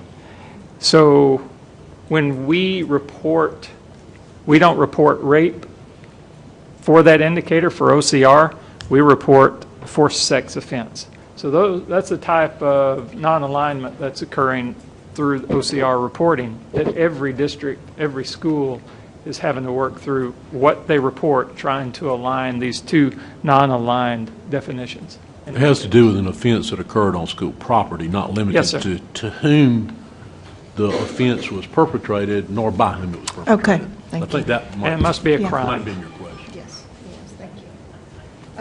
I believe that's it. Thank you very much. Thank you, Dr. O'Connor. Mrs. Leventis Wales. Thank you, Mr. Chair. Jason, I have a couple of questions, and I'm going to get back to Dr. Royster's ladder. What concerns me is when you have achieved this high, then once you get to the top, or maybe a step, maybe below the top, and you maintain that, it shows that you are not making progress. Therefore, you're penalized for not making progress, even though that you have made progress. Is that correct? My experience and research into the world of value added, there's multiple models. With EVOS, my conclusion mirrors your conclusion. And that concerns me, because even at the lower level, if you've made some progress, it seems like this penalizes us. It penalizes the students and the schools. And I don't see the positive that is taken away from that, and why we would focus on negative instead of looking at the positive ways that we are progressing. And if we have reached that top layer, why are we penalizing for reaching the top? It's almost like you don't want to progress too fast, because if you do, you're going to be penalized at the top once you reach that. And it also worries me, and it concerns me when Dr. Cristobal O'Connor stated that, that these children that are low performing are counted double. Well, to me, that skews the numbers. It just doesn't give the true reading of what's happening. And heaven forbid if we were tested on this board, because I'm not a good test taker and I would prevent them from moving ahead. And you would count mine double, so I feel really bad for this board. But with that being said, and listening to everything that's happening, I know I'm going to be getting phone calls as soon as this hits the newspaper. And of course, you know, it's always going to focus on the negative instead of the positive of what great things we're doing within the district, which really, once again, concerns me. But with that being said, what should parents take away from this new report card or these report cards? What is it that they take away? Because I'm not sure what we're taking away, other than EOC is justifying why they're getting additional funding when the State Department of Education should be the one doing this. And we've got this other entity that's trying to focus on negative stuff instead of working together, and let's develop a tool that we all benefit from instead of focusing on negative. So what are the parents going to take away from this? Well, one takeaway I think parents will see is that, wow, what does all this mean? Because it's a lot of information being thrown at them, and the questions that you had, I think some parents are going to have as to what does this mean, how do I use this, how do I interpret this. I think what I've seen over the years is if you're happy with your community school, you will remain happy with that school. If your child, if you're happy with the services, the educational experiences, offerings that your child is receiving, then you're going to be satisfied with that school. Like I've said, with information that's provided through this accountability system, there are pros and cons. The addition of college career readiness, graduation rate, academic achievement are positive for accountability. There are some indicators like the OCR data, past data from OCR. You question, why they include it, and if they're going to include it. And if we know there are challenges, like one of you said, I think it was Ms. Grayson, that why don't we take into account the challenges coming from the communities, not necessarily generated by schools, but coming from our communities into these ratings. So I think it's going to be a mixed bag in general. What I found, though, is if you're satisfied with your experiences, your child's experiences at school, then you'll be satisfied with the school. So what can we really learn from all this? Everything. I mean, we've been hit with a lot of data, a lot of information, a lot of different things happening. What can we learn? And what can we do about it? Well, we are still advocating vigorously among the State Department and EOC staff to provide clarification, to remove some information that we think provides little value. Extend. Pat. Our time is up. Without objection, we'll extend for 30 minutes. How many more have you got speaking? 3. So, is this the best view and the best accountability system for South Carolina? That's what we have to ask ourselves. Or is there better methods that we can use? And then what's going to be the impact that, from the child's experience all the way up to those things, the teacher retention, recruitment, to economic vitality? Okay. I have more, but we've been on this subject matter for a good while, so I'll pass it on back to the chairman. Thank you. Thank you, Jason. Thank you, Ms. Venice-Wells. Ms. Morrison-Fair. Thank you, Mr. Southern. A couple of my questions have been addressed. The first one was, who is they? And I think I finally figured that out. The second one, Mrs. Leventis-Wells talked about, how will we educate our parents as to the positive of this system? And the third question is, what game plan have we designed and put in place in order to be successful? I think the answer to your last question, Ms. Morrison Fair, is that Blueprint 2023. It outlines our game plan to be successful. We believe, and a little bit of this goes back to the point Mrs. Levinas Wells made a few minutes ago. While there are things in this report card that are, I think, of value in looking at schools, and going back to some of the comments that Dr. O'Connor made, there are things of value in there, but I believe we've already pulled those things out. You all did that. We did that as a community, as the administration and the board, when you established a strategic plan for the next 5 years.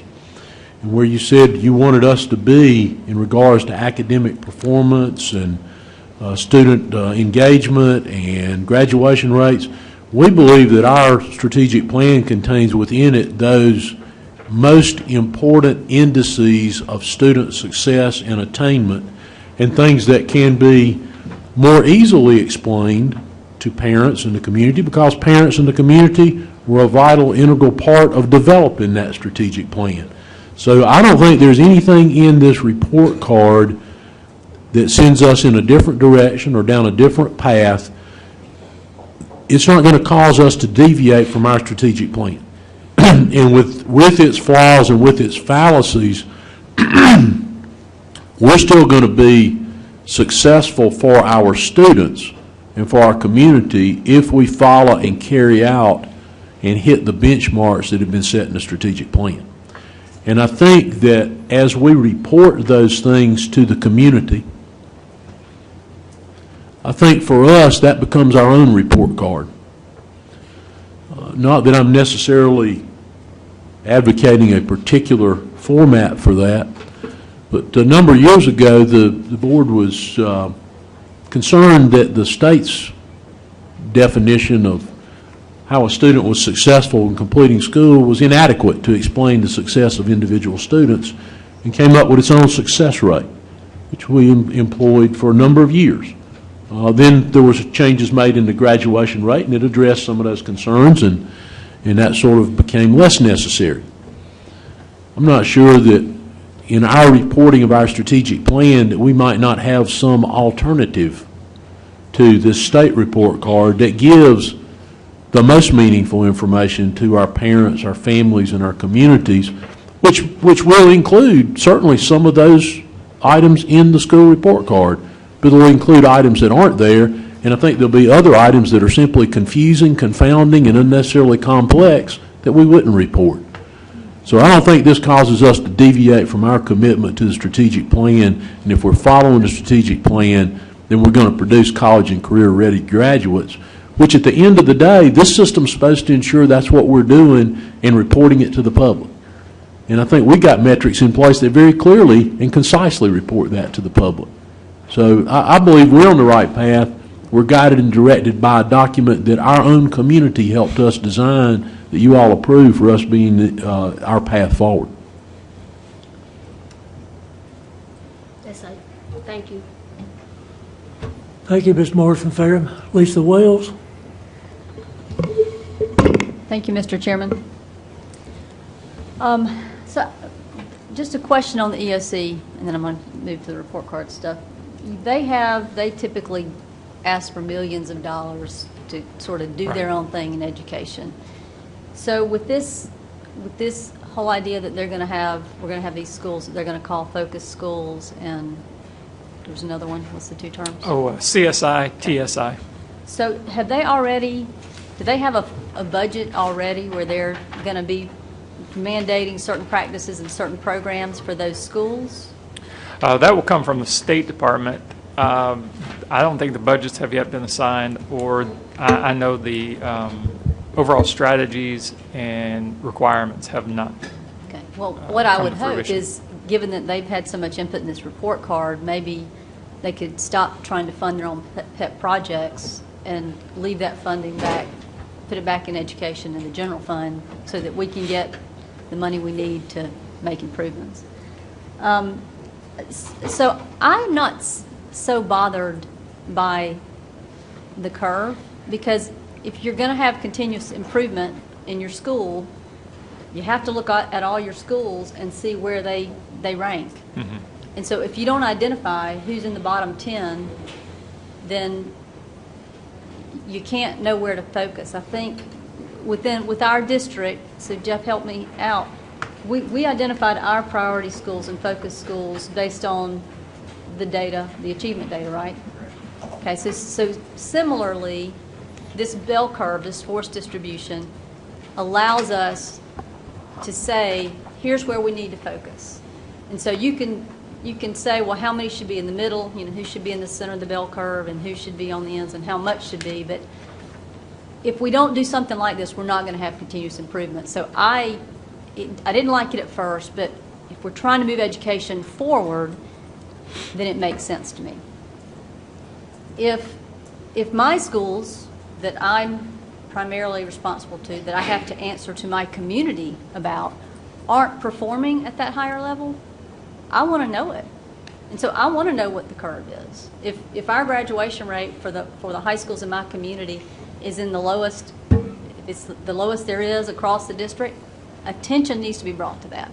So I think there's a lot of good information that's going to be coming out of this. It's really going to help us drive toward having some sense of where do we need to go improve and where do we need to invest more time and more resources and pay more attention to what's happening in those schools and maybe in those communities. You know, what we want, the reason we have public education is to achieve an educated citizenry. And so it may be that with our changing demographics and with the change and the transiency of people, it may be there needs to be a little more focus on the community aspect of what that education looks like and reaching more parents so that we can make the students successful. So I am going to choose to believe that there's a lot of good information that we're going to get out of this with the way it's structured. And a lot of the things that we talked about, that the data sets are problematic, it looks to me like they don't count very much, 5% of the total or 10% of the total, or they're not included in the report card at all. So the KRA, it's troublesome to me, that piece of it, and I certainly would like for us to get rid of it, but I'm happy that it's not in the actual reporting. So we actually don't have to, it's not going to fit into the accountability piece for a school. You know, and our argument with that is twofold. You already hit one part of it. That is, it's time consuming. We don't believe it adds value to what our teachers are doing. The second is, by including it, it just simply, to me, becomes an overcomplication and a distraction to clear reporting to the public. Yeah, and that's exactly the feedback I got from the teachers that were having to do it. They were really frustrated that when they were supposed to be spending their time getting their students acclimated to being in this educational environment and figuring out where they are in relation to each other, in relation to what their skills were, they were instead having to administer a test for accountability purposes. On the position in the group thing again, and we talked about, okay, this is going to be harder for high-performing schools because they're already at a level and they're going to have to improve, and it's hard to get that improvement. Shouldn't that whole positional growth help with that? If it's well, and this is some of the, I would call it double speak that I have heard regarding that your question. I clearly see where there is a glass ceiling at the top. If you are near the top, there is only so much you and or your peers can grow, period. And so it's highly unlikely that you're going to show substantive growth outside of standard error to amongst your peers to show growth. And this is where the doublespeak comes in, I have also heard representatives from the state say, at least one representative from the state who's in authority, say that another reason they included the bottom 20% for progress is that it's more likely, because they can grow more, that they will show more growth. So, we have a method and a assessment here where the company, EVA, SAS, says that regardless of where you are on, the plane, growth's going to be relative to your peer regardless, bottom, top, middle. But you have potentially the inclusion of the bottom 20, so you might see more growth. And I have experienced a lack of growth at the very top because of a glass ceiling. Okay, so that's not sort of mitigated and dampened. The effect of that isn't dampened by the fact that we're using this positional, you don't think? SAS would say it doesn't matter where you are across their scale, that growth is just simply in relation to your peers where they start. Okay.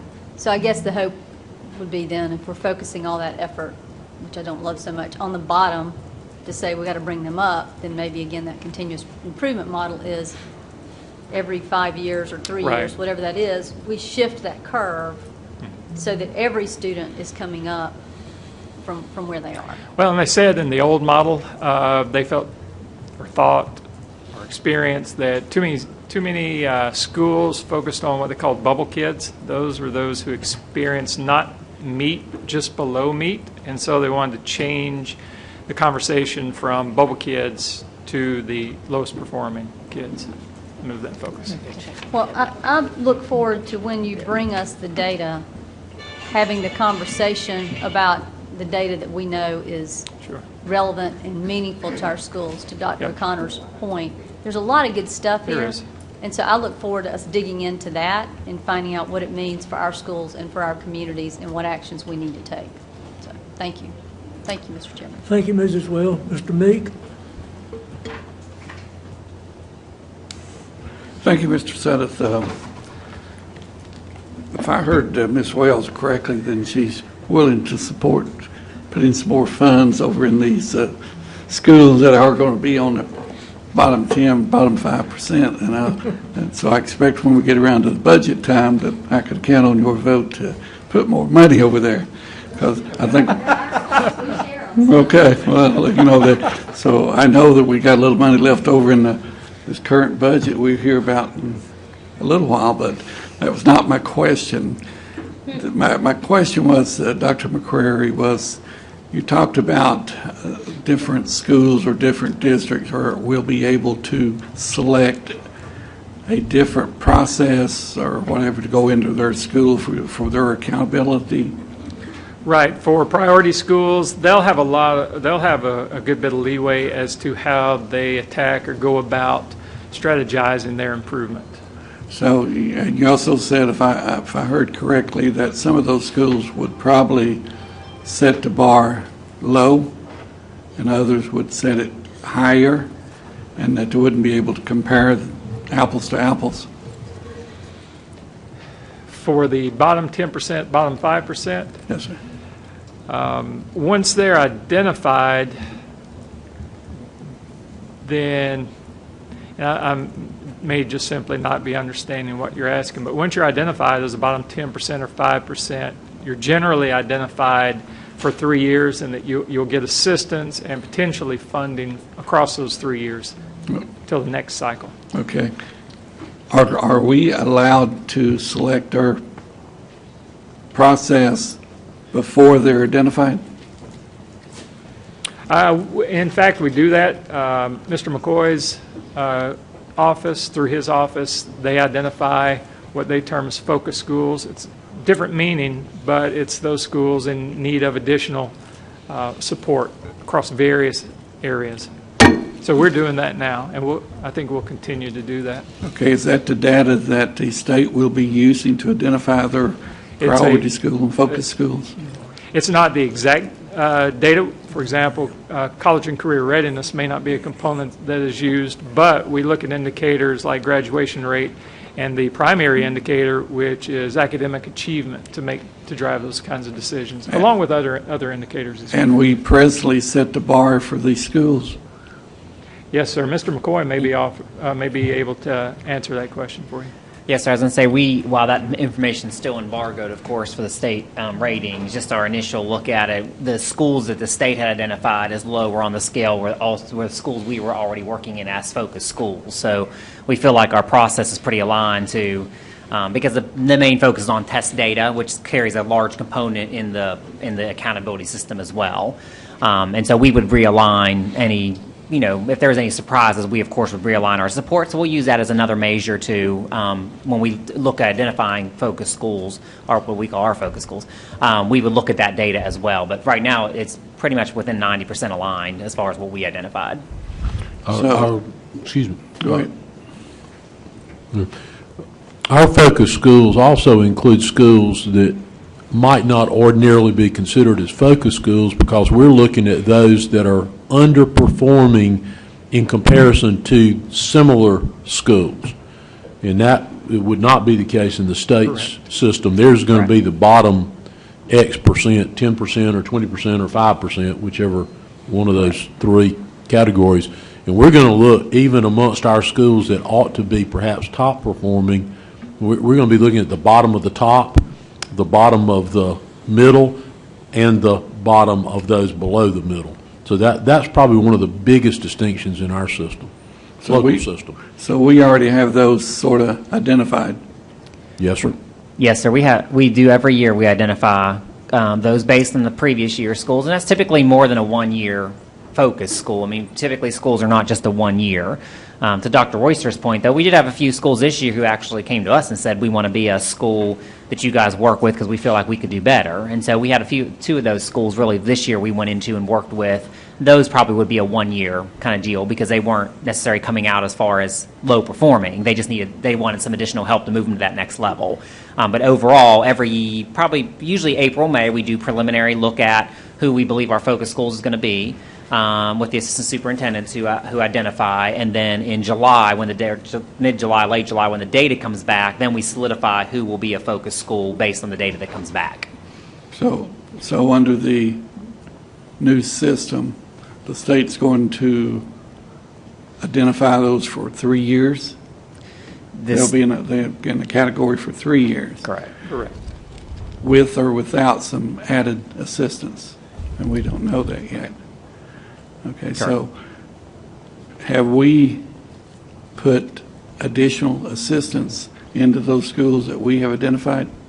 We have from our teams, myself and Dr. McDavid's support team for the academics who works to coach the teachers and the instructional coaches, and then the assistant superintendents in those schools that have been identified work very heavily to coach the principals and the leadership, as well as myself and Charlotte. Around the instructional leadership side. And similar to the state, I think the 3-year piece is a good thing. What we're finding is that, again, it's not going to be a 1 year go in and get them on the right track initially. So we're looking at least a 2 or 3 year process for those schools we identify. Okay, we have some history of that not many years ago, probably 10 or 15 years ago, where we went into a school that sort of the district took it over more or less and did that. Is that a similar process, or are you still just encouraging, educating the staff and whatever on what you think they should be doing? So yes, I wouldn't say it's a takeover of a school necessarily.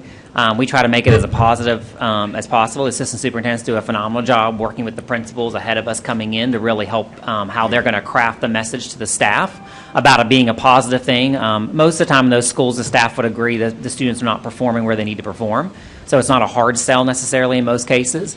And then we kind of paint the picture. We're coming in to really support you and help you with your students. So we are really trying in these circumstances now with the focus school process not to make it a punitive process, but to really make it one of support. I think what's really different this time than the one you're talking about 10, 15 years ago, while we supported teachers, there really was no support as much back then, heavy support like we're doing for the administration right now, for the principal and the administrative team. And so the assistant superintendents are really going in very heavily supporting the assistant superintendents coaching the principals and the admin team, because that's where the change will happen. We can do all we want with the teachers, but unless the administration's there to follow up and make sure they're implementing those strategies we do in the classroom, you won't see that change.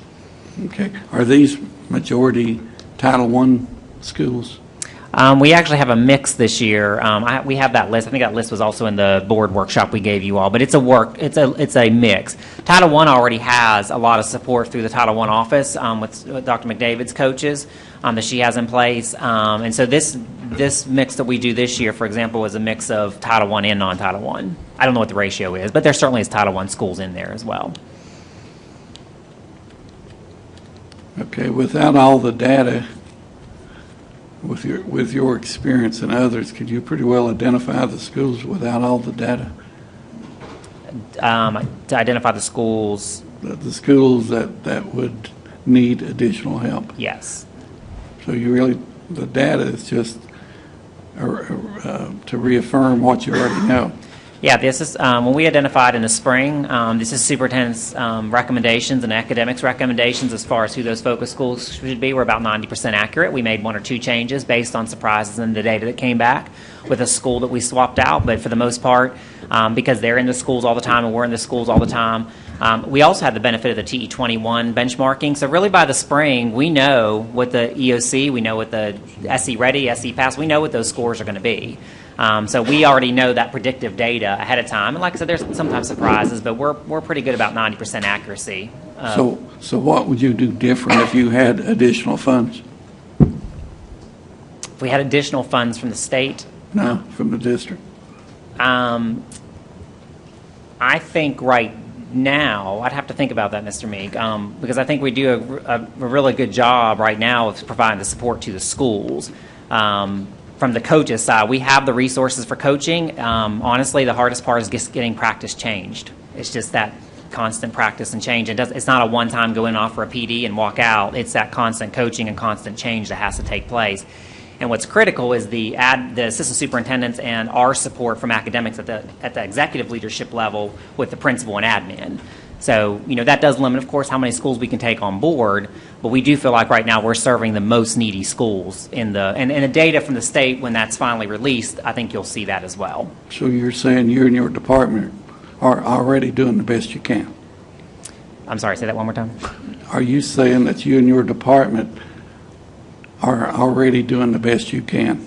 Yes, sir. We always do the best we can with what we have, the resources that we have. So you wouldn't make, well, that's what I'm asking you. If you Yes, had sir. additional resources, could you do something different? Yes, sir. And where we've put the additional resources in the past has been, anytime we've asked for that through the budget process, I can't think of a time we didn't get the resources we asked for that we felt like we needed to do.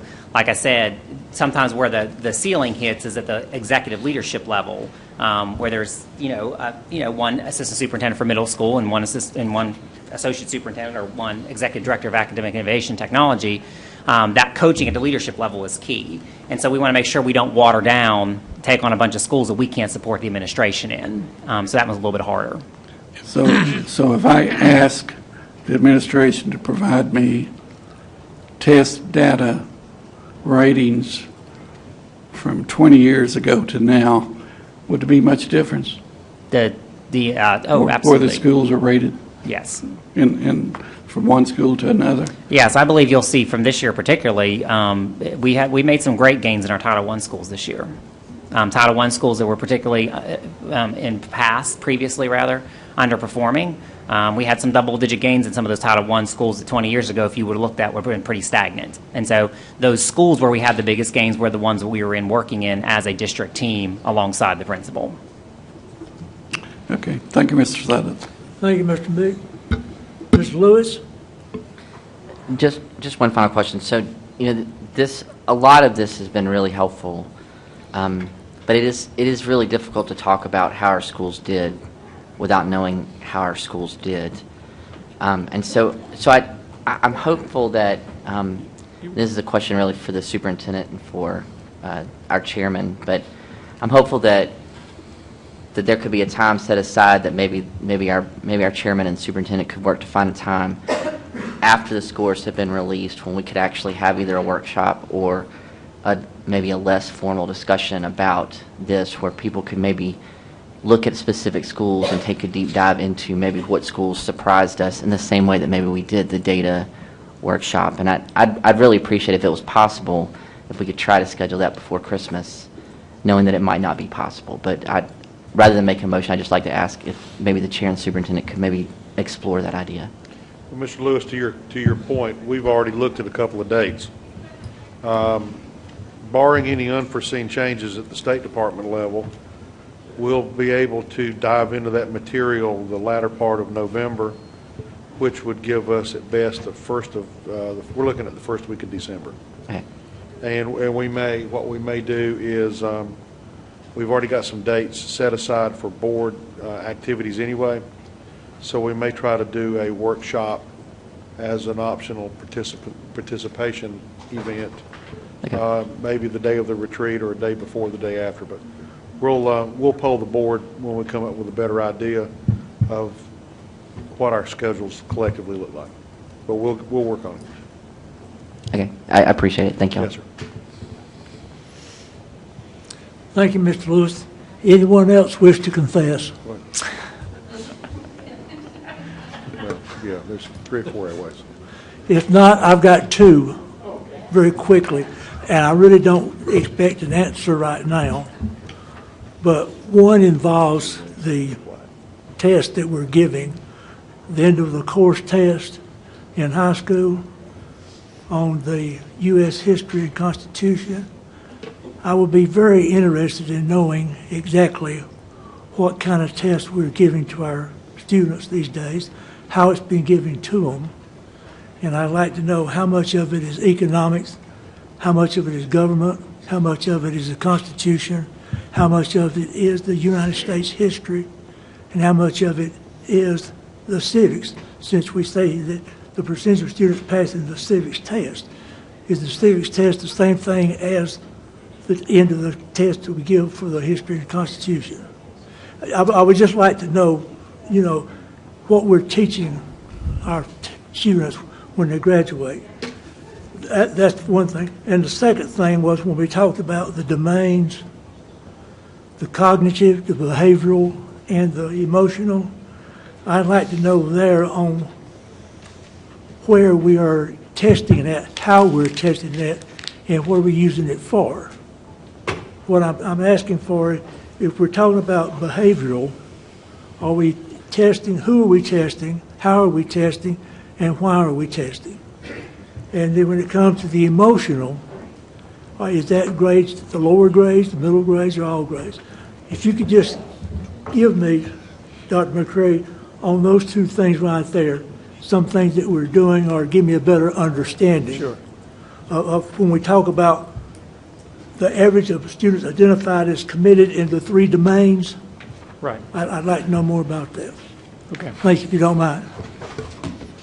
That's all I have, Mr. Chairman. I will turn it back over to you. Thank you very much, Coach.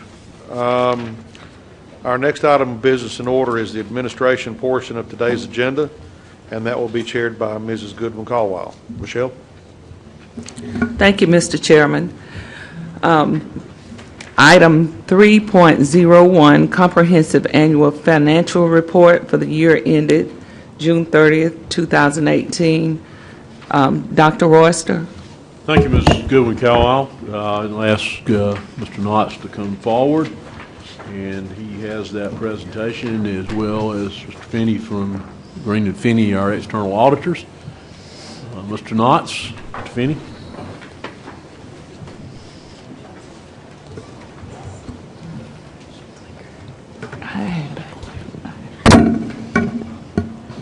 Thank you, Dr. Royster. Mr. Finney is here to go over the FY18 financial audit of Greenville County Schools. He has a short PowerPoint, and we're available if any questions after that presentation. Thank you, Mr. Knotts. Good morning, Mr. Chairman, board members, Dr. Royster. Appreciate the opportunity to be here. Want to do 2 things through this presentation. One is to talk about the results of the audit, and the second one is to give you some highlights in terms of the financial condition of the district as of last June 30th, 2018. So I'd like to start out and remind you of a couple things. When we're looking at the financial statements, the CAFR and all the information in there, behind the scenes is really probably what's as important as anything, and that is the fact that The district has established policies, procedures, internal controls, and it's all of that that really leads to what you end up seeing in the financial statements at the end of the year. And an important part of that process is what we call just risk assessment. And it's great that those things are all established, but things change, life changes, and so there's got to be a constant assessment of how are we doing, what can we do better, are there risks out there that we didn't think about last year, maybe they're new, maybe they're different, and do we need to do anything different as a result of that?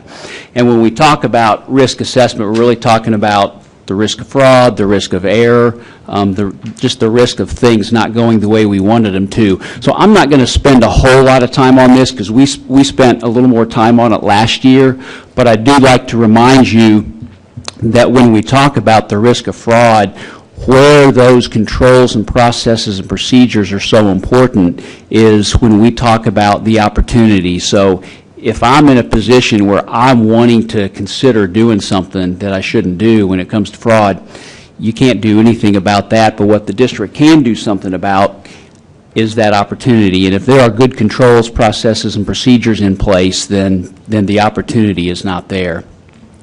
What all of that leads to is all that information that's in the financial statements and making sure that that's accurate, complete, and everything that is in there should be in there.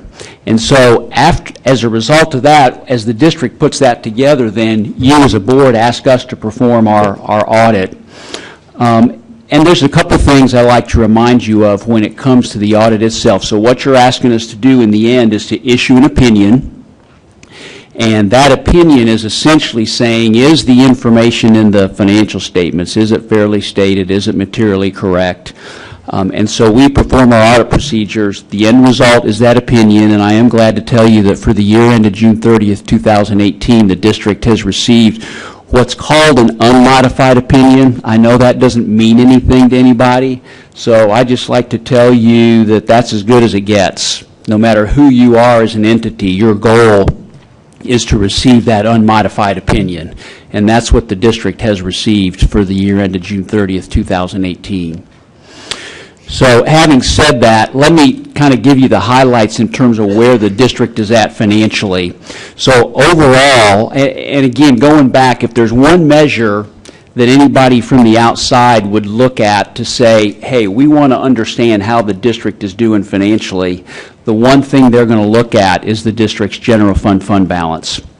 So we'd like to start there. So you can see overall the district's total fund balance was almost $129 million. It went up about $8.9 million for the year. 6.2 of that is what we call non-spendable, which really means it's already been committed, it's already been spent in either in inventories. And the prepaid item there, it's actually quite a bit higher than it was last year. That 6.2 million, 4.8 of that relates to Chromebooks that were bought before June 30th, but they didn't come in until after June 30th. So we paid for them, but we hadn't received them yet. So that's what that represents. The board had also committed to about $9.2 million for future projects. That's what that represents. And so the unassigned fund balance was sitting at about $113 million for the year. And you can see that represents, we like to look at it in percentages, that represents about 18.3% of what you have budgeted for 2019.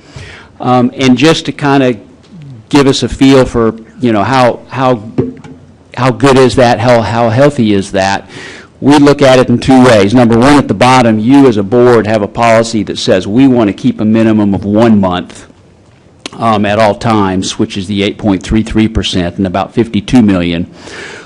There's an outside entity called the Government Finance Officers Association. They work with local governments across the country, and they will, on an annual basis, will reevaluate the recommendation, kind of a generic recommendation that they make to local governments. And right now it's at 2 months, or about 16.7%. And I do like to emphasize that that is what they consider a good minimum starting point. And so obviously the district is a little bit above that as well. This just kind of reminds you of why that healthy fund balance is so important. And yesterday, I was talking to another school district board, and that particular school district still has to issue what's called a tax anticipation note because their fund balance is not healthy enough to be able to get them through till the end of the calendar year when they start receiving more property tax money. Thankfully, Granville County School District is in a place with your fund balance where you do not have to do that. But it's a good reminder of why that fund balance is so important to help us with the cash flow cycles that we go through, as well as a number of other things that I mentioned there. How did we get there? How did we get to that point for this year? Just kind of an overview. Your general fund revenues were about $583 million, and you can see how that breaks down. That's about $20 million more than what you had in the prior year, and you can see most of that's pretty evenly divided between state and local property taxes. About $9 million, or about 1.5% over what you had budgeted for the year. And I will just tell you, we kind of look at this, and whenever we see a budget that is probably within, say, 3%, 3 or 4% of actual results, actual to budget, are within that realm, we consider that, doing a good job of budgeting, especially if it's reasonably conservative, which is what the district usually does. So most of that increase over the budget came from the state source side as well. On the expenditure side, you can see about $586 million. Again, we've got the breakdown there for you. Is about $18 million over what you had in the prior year. What happened is the expenditures decreased as a result of only having one charter school included now, whereas before there were several more. So that decrease in expenditures was offset by a lot of the mandated salary and benefit increases that took place. You were about $9 million under budget. Again, great results, about within 1.6 of what you had budgeted, and you can see the breakdown there as well. By far and away, the biggest piece of that $9 million was you were about $2 million under budget in your energy expenses for the year with your facilities. You also have a couple special revenue funds, and really the thing I like to remind you more than anything else here is that these monies are all restricted in terms of how they can be used, either by the state or by the federal government, depending upon what the fund is. About 80 programs in total that are administered. And then, as far as your other funds are concerned, I think the one thing I kind of wanted to highlight here is you did have a change in your food service fund this year. In the past, it has been considered what's called an enterprise fund, and it was changed to be accounted for as a special revenue fund this year. Really, for one primary reason, and the second one as well. I'm getting ready to remind you about all that underfunded liabilities that you get to record on your financial statements because the retirement system and the health system are underfunded. By changing the food service fund to a special revenue fund, they do not have to record their portion of those liabilities. So it really gives the district a better, true reflection of how the food service fund is doing by not having to record those other liabilities. And so here we are. Again, I'll be brief, but just to remind you, there's a significant underfunding at the state retirement system. It's between 20 and 25 billion, depending upon when you look at it. And so a few years ago, the district had to start recording its piece of that, which at June 30th, 18 was a little over $700 million. I'd just like to remind you of two things. Number one, you're not going to get a bill or an invoice for $717 million. It's not coming that you have to pay. What your responsibilities are to make sure that you just keep making your employer and employer payments to the system, which you always have done. And then this year, the district had to basically do the same thing with retiree health insurance. And it's basically a mirror image, significantly underfunded. The district had to start recording its piece of that underfunding, and it was to the tune of another $700 million. Same story. There's not a bill coming due, but you, as long as you continue to make the payments to the system, you are fulfilling all the responsibilities that you have. As far as the capital asset side of things, you can see about $39 million in additions for the year. Most of that was with Rudolph Gordon, some HVAC work as well. You can see there's another, at June 30, 2018, you had another $20 million in ongoing commitments that the district had made at that time. And then on the long-term debt side of things, decreased about $41 million as you make your ongoing payments. If you look at both principal and interest for 2019, you're looking at about $72 million, which is not significantly different from what you had in 18. As you're also aware, because the district receives a significant amount of federal funds, we are asked to select a federal program every year and do some work to look at the district's compliance with the requirements regarding that program. This year it was Title I. The district continues to do a really good job in terms of making sure you're doing what you need to be doing with those programs. It's been quite a while since we've had any findings related to our work in that area. And then the other thing we do, as you know, is we actually, as we're doing our work, we keep a list of things that we just want to talk to the district about or remind the district about. We go through that list with Mr. Knotts and his staff and with Superintendent Royster. One item that's an ongoing reminder that we've had in the manager's letter is the fact that when we talk about risk assessment, you always have more risk out at the schools simply because you can't segregate the duties out at the schools the way it would ideally be set up. So there's just a little higher risk out there of both error and fraud as a result of that. And so just a couple takeaways, I guess, as I summarize this. Number one, you got that unmodified opinion. Everybody should be congratulated with that and be pleased with that. You're in good financial condition. Keep doing what you're doing. But I would mention two things. One is we talked about how underfunded the health and retirement systems are. Expect your budget to continue to have to be significantly impacted because those rates are going to have to continue to go up, the employer rates on both sides of it. And so that's going to continue to be an issue from a budget standpoint. And then just from a general risk standpoint, we talked with Mr. Knotts' staff and Dr. Royster about the fact that when you look overall at the risk, the one takeaway that's out there that we're trying to talk with our clients about is just on the IT side of things. I know the district's been in the process of an IT assessment, and that's great. It's changing constantly, and so a good IT assessment on a pretty regular basis is something that we're encouraging everybody to do. So with that, we'll be glad to answer any questions that you have.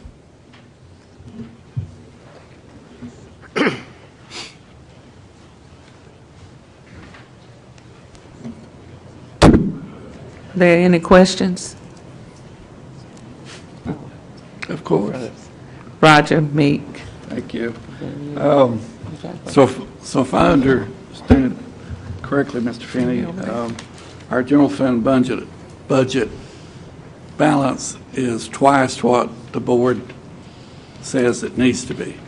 Well, it's twice what your minimum policy states. 8.33 Yes. compared with 19%. Mr. Knotts, what was our lowest balance on our general fund last year? The general fund balance? Yes, sir. What was the lowest? It got in around the $45 to $46 million range about this time last year. So the 8.33% would be about how much, 50-some million?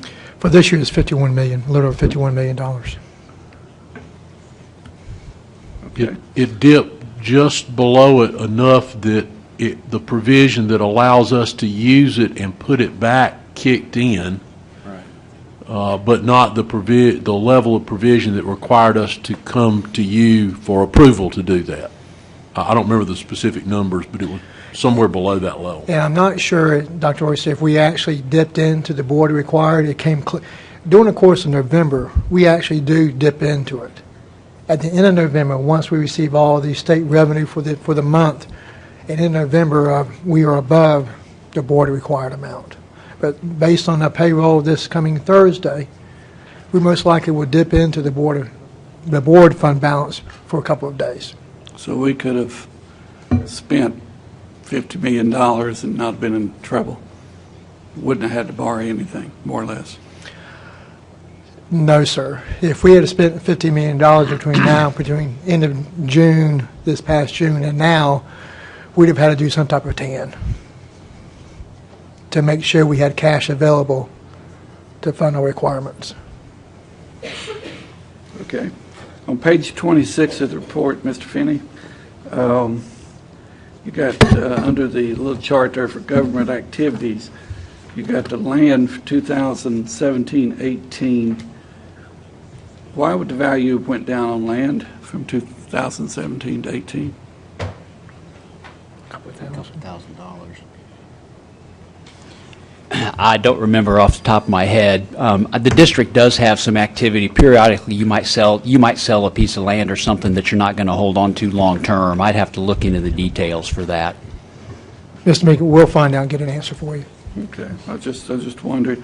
Also, on page 27, talking about the best debt, remind me again when that'll be paid off, Jez. Last payment is December the 1st, 2028. So we'll all be here to celebrate. Yes, sir, I will. I don't know if I had some more questions or not.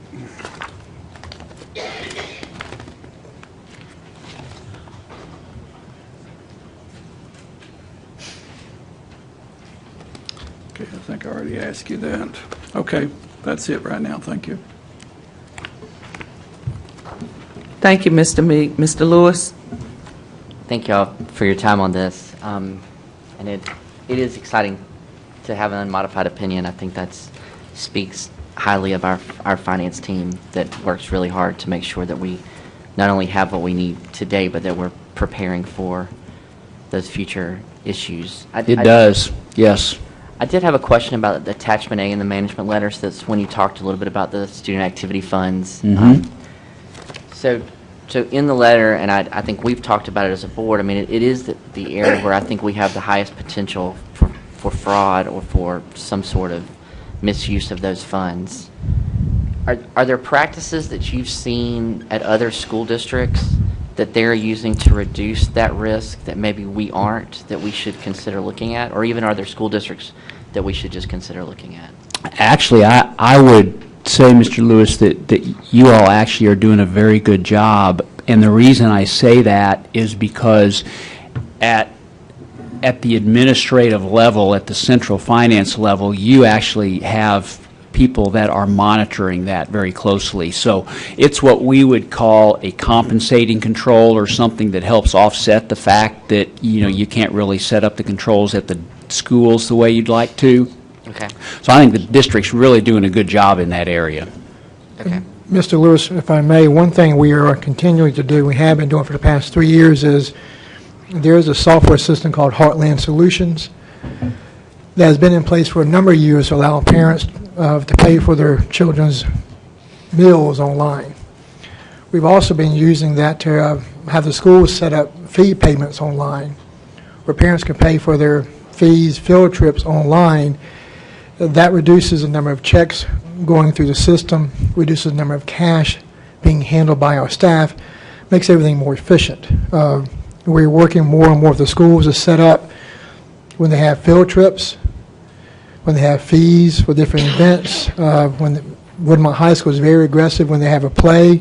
Parents can pay for those tickets online instead of showing up with cash or checks. So with this in mind, we are pushing that heavily with the schools.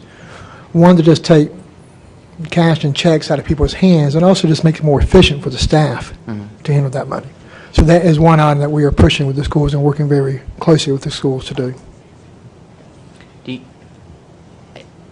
I can't imagine a time when we could completely move to an electronic system. But, I mean,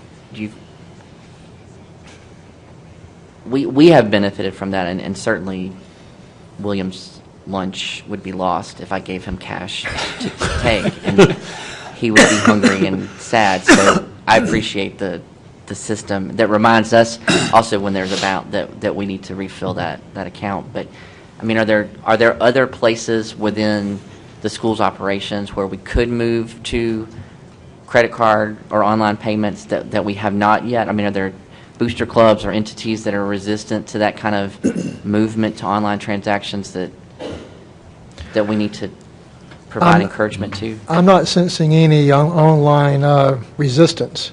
Okay. As far as allowing payments to be made. We're always very cautious of the districts setting up as a credit card merchant, because then we expose ourselves to some liabilities that we may not be comfortable with. Okay.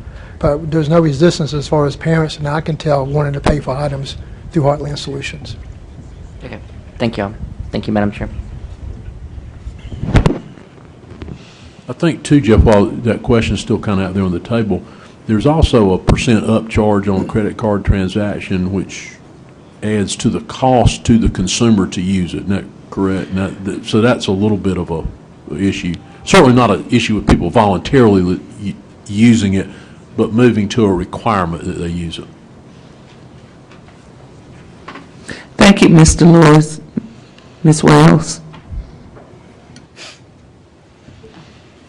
Thank you. Just help me out a little bit explaining the conversion of the food service fund and the benefit of that, what that did for us. Sure. So the reason the food service fund was initially set up years ago as an enterprise fund is generally the way an enterprise fund works is it helps you measure profitability to help make sure that you're bringing in as much as you need to. But one of the challenges when the pension liability standard had to be implemented, and now with the retiree health insurance, is as an enterprise fund, those liabilities for the district, the portion that relates to the food service fund, has to be recorded in the food service fund. And so what it was doing is it was distorting the measuring the profitability of the fund, because suddenly you had these big liabilities in the food service fund that really didn't have anything to do with the operation of the food service fund. So by moving it to a special revenue fund, we're still able to really make sure that we can measure revenue and expenses and see how we're doing cash flow wise, but we're discarding those liabilities excuse me, that don't really have anything to do with operations. Does that make sense? Okay. And Ms. Wells, even though we're moving as a special revenue fund, we are still highlighting that in the CAFR itself. We'll still be presenting it to the board every June as its own standalone budget, adjusted to the size of the budget and the impacts of children. So it will not lose its identity, even though it's still now considered to be a special revenue budget. Okay. Okay, good. That's helpful. Thank you. Thank you, Ms. Wells. Is there anyone else? Any other questions? I have a couple of questions, Jeff. On page 173, it's talking about the indirect cost rate, and it said the district had elected not to use the 10%. What is that? What is that concerning? So there is there's two ways you can handle indirect cost when it comes to the federal funds, and one of those is the federal government allows you to say, no matter what we're doing as far as the cost being incurred by administration, it allows you to just do an automatic 10%. And the district has chosen to use a different method for its indirect cost rather than just relying on the standard 10%. And that's only related to federal funds? Yes, ma'am, and also food service. And also food service. So the district still does capture indirect costs, it just uses a different method. And we're required to just simply disclose if they're not using this one particular method. There is a state formula, indirect cost formula we go by. It's around 3.5% to 4%, and it changes slightly every year that we apply to all the federally funded programs and also to the food service fund. Okay. Also on page 80, 81, you have related party transactions in here. Why is that in here, and what does that relate to as far as the Board of Trustees? Sure. So we are required to look at all of the Board of Trustees and what they do outside of their role as a board member. And if there is any activity between the employer for a board member and the district, then we have to consider that as a related party transaction and simply disclose that that activity's taken place. Is that some kind of conflict of interest? No, it's not. As long as everything's been handled on a third-party arm's length transaction, and in every case that we looked at, whenever a board member's employer has been involved in an activity and a decision that the board's had to make, we've seen where that board member has recused themselves. And so it does not create a conflict of interest. So that just had to be in the... It has to be disclosed in the notes, correct. Okay. All right. That is all for my section. Mr. Chair, Thank turn you very it much. back over to you. Yes, ma'am. Thank you. Ladies and gentlemen, it's 12 noon. We have one item left, so we do have lunch ready, but if it's okay, let's go ahead and get the next portion complete, and then we can call it a day. So with that being said, our next item of business in order is the building and grounds component. Yes, ma'am. Mr. Sellers, do we need to make a motion on the CAFR to accept it? Let's take a look. I Yes, believe we we do. did. Let's go back to that then, please, Mrs. Goodwin-Caldwell. Okay, there's a recommended motion from the administration. Madam Yeah, Chairman, let's I go. move to accept the fiscal year 2018 comprehensive annual financial report as presented. Second. There's been a motion and properly second. All in favor? Aye. All opposed? The motion has been approved. Back to you, Mr. Chairman. Yes, ma'am. Our next item of business is the building and grounds. Mr. Meek. Thank you, sir. One item on the agenda, facility projects update. Mr. Mills. Good morning. I'm here to answer any questions. Ms. Wales. Mr. Mills, can you give me an expanded update on where we are with Fountain and High School? Yes, I can. As we speak, we are reviewing the design drawings with the architect, design development drawings. They're going on in my office. It's an all-day process today. They were reviewing the civil and architectural drawings when I left to come over here this morning. We will be moving into construction drawings, the bid drawings. We hope to have those completed and submitted to OSF for approval to bid in February. We hope to be out for bids in the March-April timeframe, and hope to receive bids in early June. Is that on target for the original schedule we had? Yes, it is. We're within 2 to 4 weeks of our original schedule. Okay. And I know that the way the economy is still, construction costs have just continued to go up. So Yes, ma'am, that is certainly the case, and we're doing everything we can through the design process to contain costs on the project.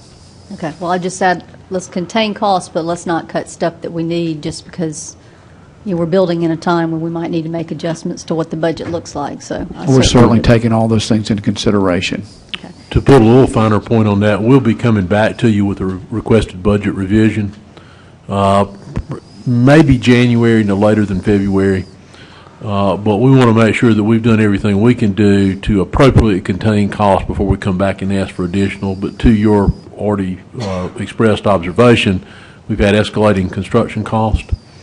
We have, although we started this project with the idea, the framework that would focus on a STEAM, but really through the eyes and framework of manufacturing, almost a STEAM squared as we've referred to it. As we've involved business and industry in the design of the advanced manufacturing part, we're now able to put a little finer point on what that looks like, how large it needs to be, and how it needs to be equipped. So when you look at inflation, which is inflation in commercial construction and residential construction has far exceeded inflation in any other segment of our society, probably. I don't know of any other area except maybe healthcare costs where it's exceeded construction costs. So looking at construction costs, looking at now having a very clear picture of what that advanced manufacturing area should look like, and making certain that we have set the core where it can easily be expanded to. We'll be coming back to you. We just want to make sure we have the very best number before we come back to you. Looking at the market, looking at what we might change that does not affect the design of the building or the intended purpose and use of the building, because there are always a few changes that can be made. I think you all probably already expect that, but expect that we'll be coming back to you. And we may have also a slight adjustment to the Roper Mountain project for some of the same reasons. Although it's a smaller project, the adjustment likely smaller, but I think those are certainly things you can anticipate as a part of the end to the holiday season. Okay. Well, and I think both of those projects, we knew they were going to be unique projects, and we were doing things we haven't done before. So, you know, I appreciate that we're trying to contain costs, but I wouldn't want us to be short-sighted and not being sure. You know, just because we might have had a bad budget to start, I don't want us to force fit a budget and not get the product that we know is important to do these very unique things in the community. So, thank you. Thank you. Ms. Goodwood Caldwell. Terry, Yes, ma'am. I don't see Carolina on here, so does that mean that it's finished? It is finished. Yay! We actually got it done on the 31st of October. Okay. Thank you. You're welcome. That's all. Thank you, Ms. Goodwin Caldwell. Anyone else? Hearing none, I'll turn it back to you, Mr. Chairman. Thank you, Mr. Meek. Three items of housekeeping before we conclude. First of all, congratulations to everyone who withstood the election last week. Yay. To all of us, and I'm proud to see how Greenville is supported by our board members, are supported by the community. When you look at least two different communities in our state that had 6 new board trustees elected. So there's a lot of faith that they have in the group that you see in front of us, and so I want to congratulate everyone that was reelected, and I'd like to recognize Roy Shamley. Roy, stand up and take a bow. Roy will be taking over District 21, and we want to welcome you today. And since you haven't ran out of the room screaming, I guess you know what you got into. So thank you very much, and we look forward to working with you. Yes, sir.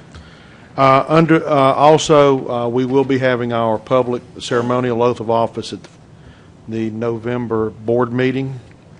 So if you've got guests that you'd like to include, please do so. If you have a family Bible that you'd like to utilize, please bring that.